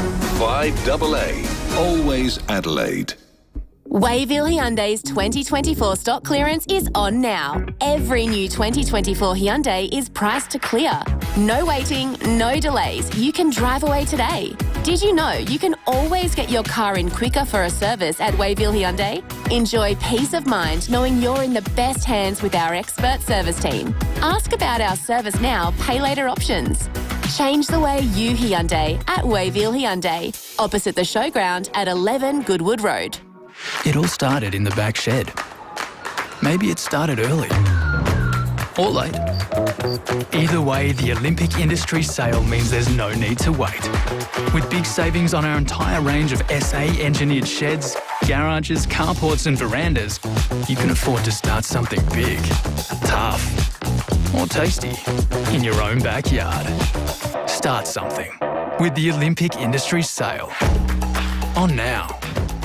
For 50 years, Sterling Homes has set the standard. That's a long time in business. And to celebrate their 50th anniversary, they're inviting you to share your dream with them. These guys are great with Sterling Homes. How's this? You get $15,000 worth of luxury upgrades your way at no extra cost, and you can choose what matters to you. It might be reverse cycle air, stone bench tops, solar panelling and more, plus 2.7 metre high ceilings are included. Sterling Homes listens to your must-haves. They consider your nice-to-haves and work with you to create your ideal home. Because at Sterling Homes, your home. Visit their display homes across Adelaide. For locations, go to sterlinghomes.com.au. T's and C's apply. The roller door doctor. This is Nurse Tracy. Hi. I'm having a little issue with my front area. Oh, and what seems to be the problem? It's kind of stuck. Well, that's okay. We service, maintain and repair swing and sliding gates.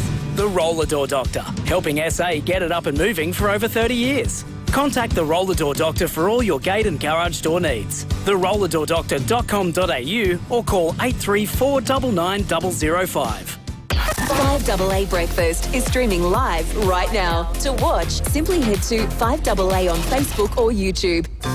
Hyundai Prius is on now with great deals on new and demo models. Visit Hyundai.com.au. David Penberthy and Will Goodings, 5AA Breakfast. 20 to 9, what a week we've had in news. Time to get some feedback. I don't know where you start with this. Friday today, so have you say feedback. So much has happened. It feels like Monday was a year ago. Jason, it does, doesn't it? Yeah, it does. Jason, Eugene and Graham are all on the line. And they're all winning prizes this morning. One will get the Smeg toaster. The other two get tickets to the Ballet International Gala Romeo and Juliet show that's going to be absolutely massive at Her Majesty's Theatre, April 11 and 12. Tickets are already selling fast, so you've got your places secured. Let's go to Fulham first, because Jason was first caller through. Morning, Jason. Good morning. How are you, both? Good, thanks, Jason. Jason, United Airlines are going to start flying direct Adelaide to San Francisco 3 times a week. Do you think you'll ever be booking one of those flights? Yeah, almost definitely. Can't stand the overnight that you've got to do in Sydney or wherever it might be. The only problem is, I know we've talked about, what about Qantas? Come on, guys. I know. Hopeless. Useless. It's terrible. We should. There should be some sort of special resolution that Mali can pass to withhold South Australia's GST or tax component from going to Qantas in future. Yeah. Absolutely. I think with Mali it'd just be a case of, incorporating some sport and would guarantee get Qantas over the line, I would have thought. Now you're thinking, exactly. Jason. Jason, April 3rd, so yesterday, marked the anniversary of the first ever mobile phone call that was made back in 1973. Do you remember the make of your very first mobile phone and when you got it? Yeah, I think it was Uniden. Uniden? Geez, they've gone on with it, have they? That aged well, didn't it? I think it was about 91 or 92. Oh, you're an early adopter then, Jason. Did it look like a house brick, mate? Early. It was a bit smaller than the house brick, but I think it cost something like $3,500. And back then, that was a decent car. Wow. Yeah. The cheapest petrol this week was found at $1.57. And I've got to say, I'm just looking at the international oil markets this morning. They're plummeting following the tariff stuff. What's your fuel gauge currently on, Jason? I think it's sitting at about 3/4, so it can drop away. Yeah, that'll be good. Yeah, you might have timed it well. Gather round next week. Are you getting along?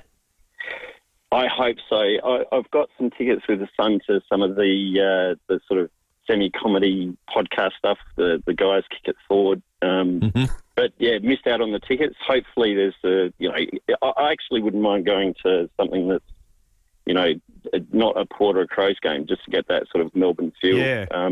We've done that the last few years. It's really good fun. There's some great games. I got to say, Jason, I don't want to give too much away, and this goes to anyone. If you have missed out on tickets and you want tickets, we are festooned with tickets next week. We have tickets coming out and of they're not just any tickets. These are the creme de la creme. Jason, thank you. Let's go to Ingle Farm. Graham, good morning. Good morning, guys. How are you? Good, thanks, Graham. Graham, April Fool's Day was earlier this week. Did you fool anyone, or did you get fooled? No, but I did try to get my son. I told him he had 2 flat tyres at the front on his car, so he got out of bed and looked. Graham, well, we played it on our show earlier this week. Malcolm Turnbull did an impersonation of Donald Trump. Can you do any impersonations? Of myself only. Yeah, that's all right. It's a very convincing one, Graham. You sound exactly like Graham from Ingle Farm. That's correct. A lot of focus on grocery stores this week. Highlights on the cheap spots, conjecture around how the big two are being treated in Canberra. What's your go-to? Where do you do your shopping? Coles. Oh, good on you. Look, it's close by. I don't drive. I'm unable to drive these days, so it's a 2 kilometre walk, and when I have to bring the potatoes home, it's a weightlifting game as well. Keeps you in shape. Most definitely. It does. Hey, Graham, a lot to talk about Donald Trump on the program in the last 24 hours with the tariffs and whatnot. It begs us to ask the question, have you ever had a fake tan? No. Okay. No. He's looking oranger by the day, isn't he? It is. It's a peculiar shade. It's like a isn't Valencia it? orange. Graham, thank you. That was definitively answered. Let's go to Linden Park. Eugene, good morning. G'day, guys. How are you? Good, thanks, Eugene. Daylight savings this Sunday. We gain an hour. You put your clocks back. Ripper. Do you think it's too late in the year or too early, daylight savings? No, I reckon it's too late. We're getting up in the morning and it's 20 past 7. It's still sort of dark. Trying to get the kids out of bed is an absolute nightmare. So yeah, definitely bring it back maybe a month earlier, even though we do miss the Mad March. So, yeah, but it is pretty dark. Ridiculous sitting in here. High Square's stupid, total isn't it? darkness until about quarter feels to like 8. we're doing the overnight show. Yeah. Eugene, Val Kilmer passed away this week, aged just 65. Very sad. Big-time movie star. You got a favourite Val Kilmer role? See, I was always a fan of Willow as a kid, Mad Mardigan. Yeah, right. I love that film. One of my favourite films. But you can't go past Iceman. I was going to say, I think 9 out of 10 people say Iceman, don't they? That was superb. Do you think Zach Butter's return to Port this week means it'll coincide with a turnaround of fortunes? I hope not. I hate Port. As a Crows fan, my weekends judged on whether the Crows win and whether Port lose, and it is very close between them. I think that's a natural that's a natural sentiment in South Australia. Yeah, and in both directions. Both directions. We had another car found on the Oban this week, the first time in 128 days. Did you find it funny or annoying, Eugene, when people wind up on the Oban? Oh, I see. I'm not a commuter, so I drive. Don't go via the Oban, but I do find it quite amusing when it happens. But I can see how there'd be some significantly annoyed people anywhere sort of northeast of wherever their car ends up. Oh, yeah. Most definitely. Good on you, Eugene. Hey, we have some giving to do with regard to a Smeg toaster and the tickets to that terrific show that's taking place on the 11th and 12th of April, so that's next week, at Her Majesty's Theatre, the Ballet International Gala's Romeo and Juliet. Who gets what? I reckon let's give the toaster to Jason, and Graham and Eugene can have the tickets. Graham and Eugene, you're off to the show. Jason gets the toaster, all thanks to Smeg and the great Debney Distributors, which you should check out if you're building or renovating. Hey, I had a great night last night. I went down to Adelaide Uni and interviewed these blokes who are all in their 70s now. Remember in 1971 when the FJ Holden was suspended from the Adelaide University footbridge? Oh, yeah. There's a group of engineering students who did it as a prosh prank. Makes sense. It's been a well-kept secret for more than 5 decades, but they've finally fessed up. They did so to a great journo called Mark Douglas, who I worked with at the Tizer. He broke the story in his new capacity working for the media department at the University of Adelaide, where he publishes Lumen magazine. But he got all these guys together, and last night it was like this sort of big reveal, how they did it, how it was planned, the dead of night, rolling the car down from North Adelaide. Had no motor, so they had to push it because they took the engine out so it wouldn't pull the bridge into the river with it. But as a surprise, while I was interviewing them, because the City Council had to pay, when they dredged the river to pull the FJ out, it cost them a stack of money. And the City Council was trying to find out who did it so they could send them the bill. Anyway, the Lord Mayor snuck into the function, came down towards the front, and I said to the guys, look, I don't want to alarm you, but there's somebody here who still has a bone to pick with you for what you did in 1971. And Jane Lambeck-Smith, and whatever you think about the council and what have you, she's a really lovely lady. She formally exonerated them. Oh, did she? And gave them a full pardon. How much did it cost in 1971? In today's money, it might have tens of thousands of dollars. Oh, did it? Yeah. Okay. Such a great Adelaide yarn. It's an amazing story. Before we go to the break and award the meat tray this morning, and also the winner of the Barossa Festival's What Wine Am I prize that's coming up, Just a reminder to tune into Stacey Lee today. Now, she sent some information to us about this. At 3 p.m, she'll be in the 5AA kitchen with Chris Jarmer, thanks to Smeg and Powers. If you're building or renovating, your first choice should be visiting the Smeg showroom at Debney Distributors. Taste the difference with Smeg and Powers. I'm looking at the photo of it. Look at that goat leg. Unbelievable. Just been sitting there stewing, falling off the bone. Some wet weather food. Cooler weather food. Be good with a nice Tempranillo, wouldn't it? Go down an absolute treat. Not a Semyon. Make sure you tune in at 3 p.m. today. Leaving that one alone. Let's check traffic. Visit Jarvis Toyota's touching that one. Says the Friday funny man. Visit Jarvis Toyota's new home on Brighton Road in Southern Park for savings across the Toyota certified pre-owned range. Thanks, Will. At Edward Sound, 2-car smash still causing delays south road of Finnis Avenue. Those delays are inbound too. Another 2-car collision at Norwood, Kensington Road near Portrush Road, and Myland Urgent Gasworks to look out from the drive-in today in the Beach Road near Parker Street. Busy Main North Road, Enfield, slow the parade at Norwood with a camera report, Wakefield Road at Waterloo Corner. Live way better with Nature's Way thanks to Chemist Warehouse. Right now, Nature's Way vitamins are half price at Chemist Warehouse. Yes, half price. Be quick. Sale ends April 9. Adelaide's most accurate traffic on 5AA. Ignition for Men. Adelaide's home of impeccable class and style offer a range of suits by leading Italian brands, including tailor-made wedding packages for the groom and groomsmen. Order 3 tailor-made suits and pay just $799 for each. Order 4 or more for just $749 per suit. Phenomenal value for a quality tailor-made suit. See Ignition for Men for tailor-made wedding packages. 54 Paynham Road, Stepney. ignitionformen.com.au. T's and C's apply. The most frustrating thing about having your car repaired after a collision can be the wait. Sometimes months. At FIVEAA Panel Services, the wait is one thing you won't have to worry about. We've expanded our workshop and our highly skilled team. It means we're better equipped to deliver an outstanding outcome for you and your car. RAA and MTA approved, FIVEAA Panel Services work with most insurance companies. So ask for FIVEAA Panel Services and get back on the road sooner. Sold by McGain again. But there's still limited homes available, so it's important to listen to these offerings. Tomorrow from 11 to 11:30 a.m, Sandy Robertson, S-Rob, is opening 9 Bindara Road, Brighton. This 1925 bungalow is in the heart of Brighton, with 3.3 metre ceilings and a huge, how about this, 12-metre shed. Wow. Plus, you get jetty views from your front yard. What a place this sounds like. The price guide's $2 million. And you can always count on Sandy. How about this from S-Rob? She won Rate My Agent of the Year in Brighton. They don't just give that accolade away. Well, that's right. Sandy's unbelievable. And a quick shout-out to the Brighton team, too, for raising over $40,000 at the recent McGain Golf Day. 40 grand. That's a good knock. And by appointment only, Zoe Ball, number 1 agent in Woodcroft. Ooh. Zoe is presenting a brand new pre-release, 334 Pimpala Road, Woodcroft. I like that name, Pimpala. Sounds good. Good road names down there. You've got your Panalatinga, your Pimpala. It's an amazing property coming to the market soon. Big family home sitting on 2.5 acres with shedding, secluded, but only minutes from suburbia. Contact Zoe for more details.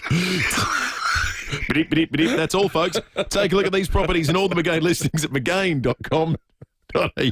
Going away on a road trip this Easter? Get ready to roll with TJM's flash sale. Score big and save up to 40% off camping gear and light bars, plus 20% off suspension, 20% off canopies and 20% off recovery gear. Want to know more and see what else is on sale? Head into TJM Nailsworth or Ranella to get your Easter road trip ready. But hurry, sale ends today. Take the lead with TJM.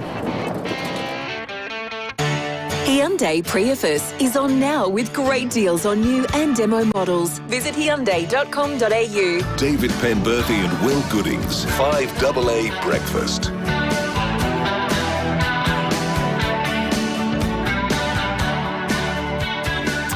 6 minutes to 9. We might take some more Meat Tray Friday calls before we get to the awarding component of the program. We got some fantastic prizes to give away shortly, including this excellent Olga's Fine Foods Meat Tray. How good was it meeting Helen, who came into the studio at 8 o'clock? They don't just do chivapcha cheese in the traditional rectangular skinless sausage shape. They also do chivap burgers. Oh, yeah. I think Rennie did a segment about them on his program. Well, Rennie's his TV show. Well, Rennie's the Tom Wren, South Australia. Exactly right. When are they going to spin off and do your Will Gooding, South Australia. Nobody wants that, David.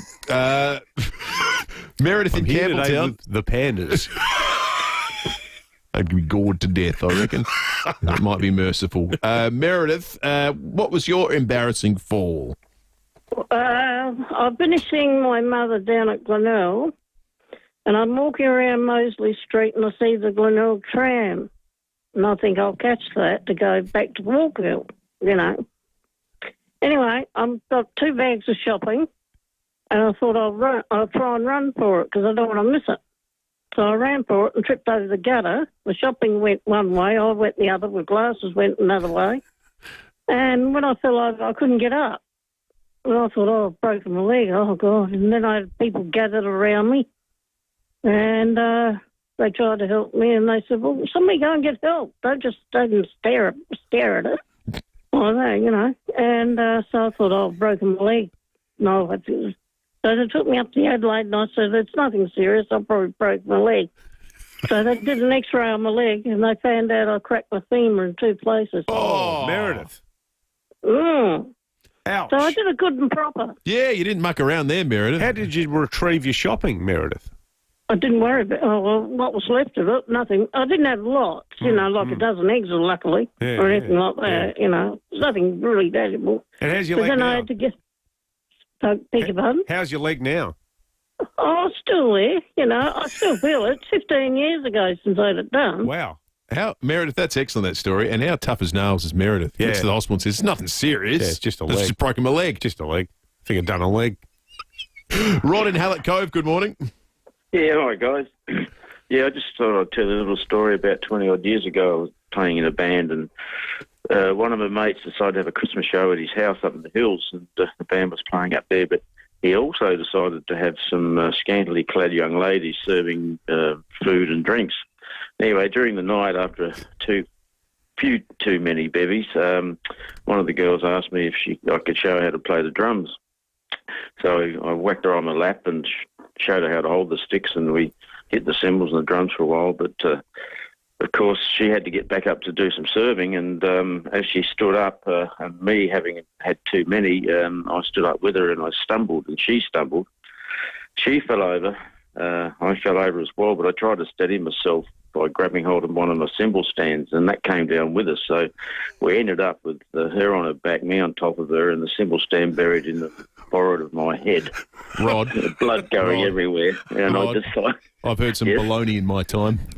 Is that the story you explained, how you landed on top of the topless waitress, is it? Yeah, you wouldn't believe it. That's the least believable story. I was up on the roof cleaning the gutters.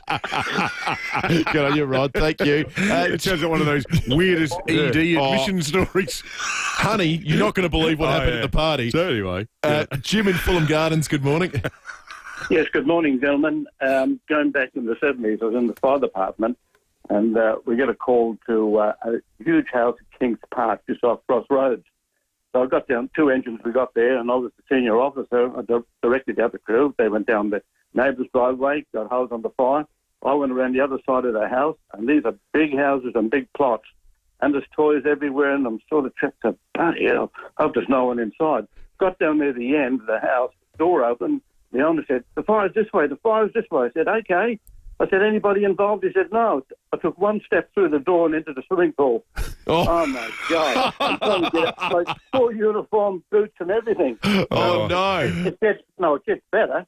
So my good mate, the officer on the other one, gets on the radio and he says, get some dry clothes for Mr. So-and-so. He's fallen in the swimming pool. I get back to the station in Wakefield Street, and there they are. He's had the whole shift up. They're lined up for a guard of honour. They've got towels, uniforms and everything. And would you believe the other day we had a bit of a reunion. We've gone back a long time. And they bring up the old stories, and guess what? Yeah, I better got to They mention. all remember. Yeah, I bet. Good on you, Jim. Hey, let's award the meat tray. Thanks to Olga's Fine Food. So many great entries. stories. Yep. Big thanks to our good friends at Olga's. Lovely meeting Helen this morning. The winner, Sherry. Head first on a blind date at Carrick Hill in the dark into a pile of compost. That was extraordinary. And still managed to return to the table for the remainder of the date. Sherry is the grand prize winner. And we're going to give Kim the Peppers cleaning products as well. Our good mate Kim, Didgeridoo Jockman. Oh, yeah.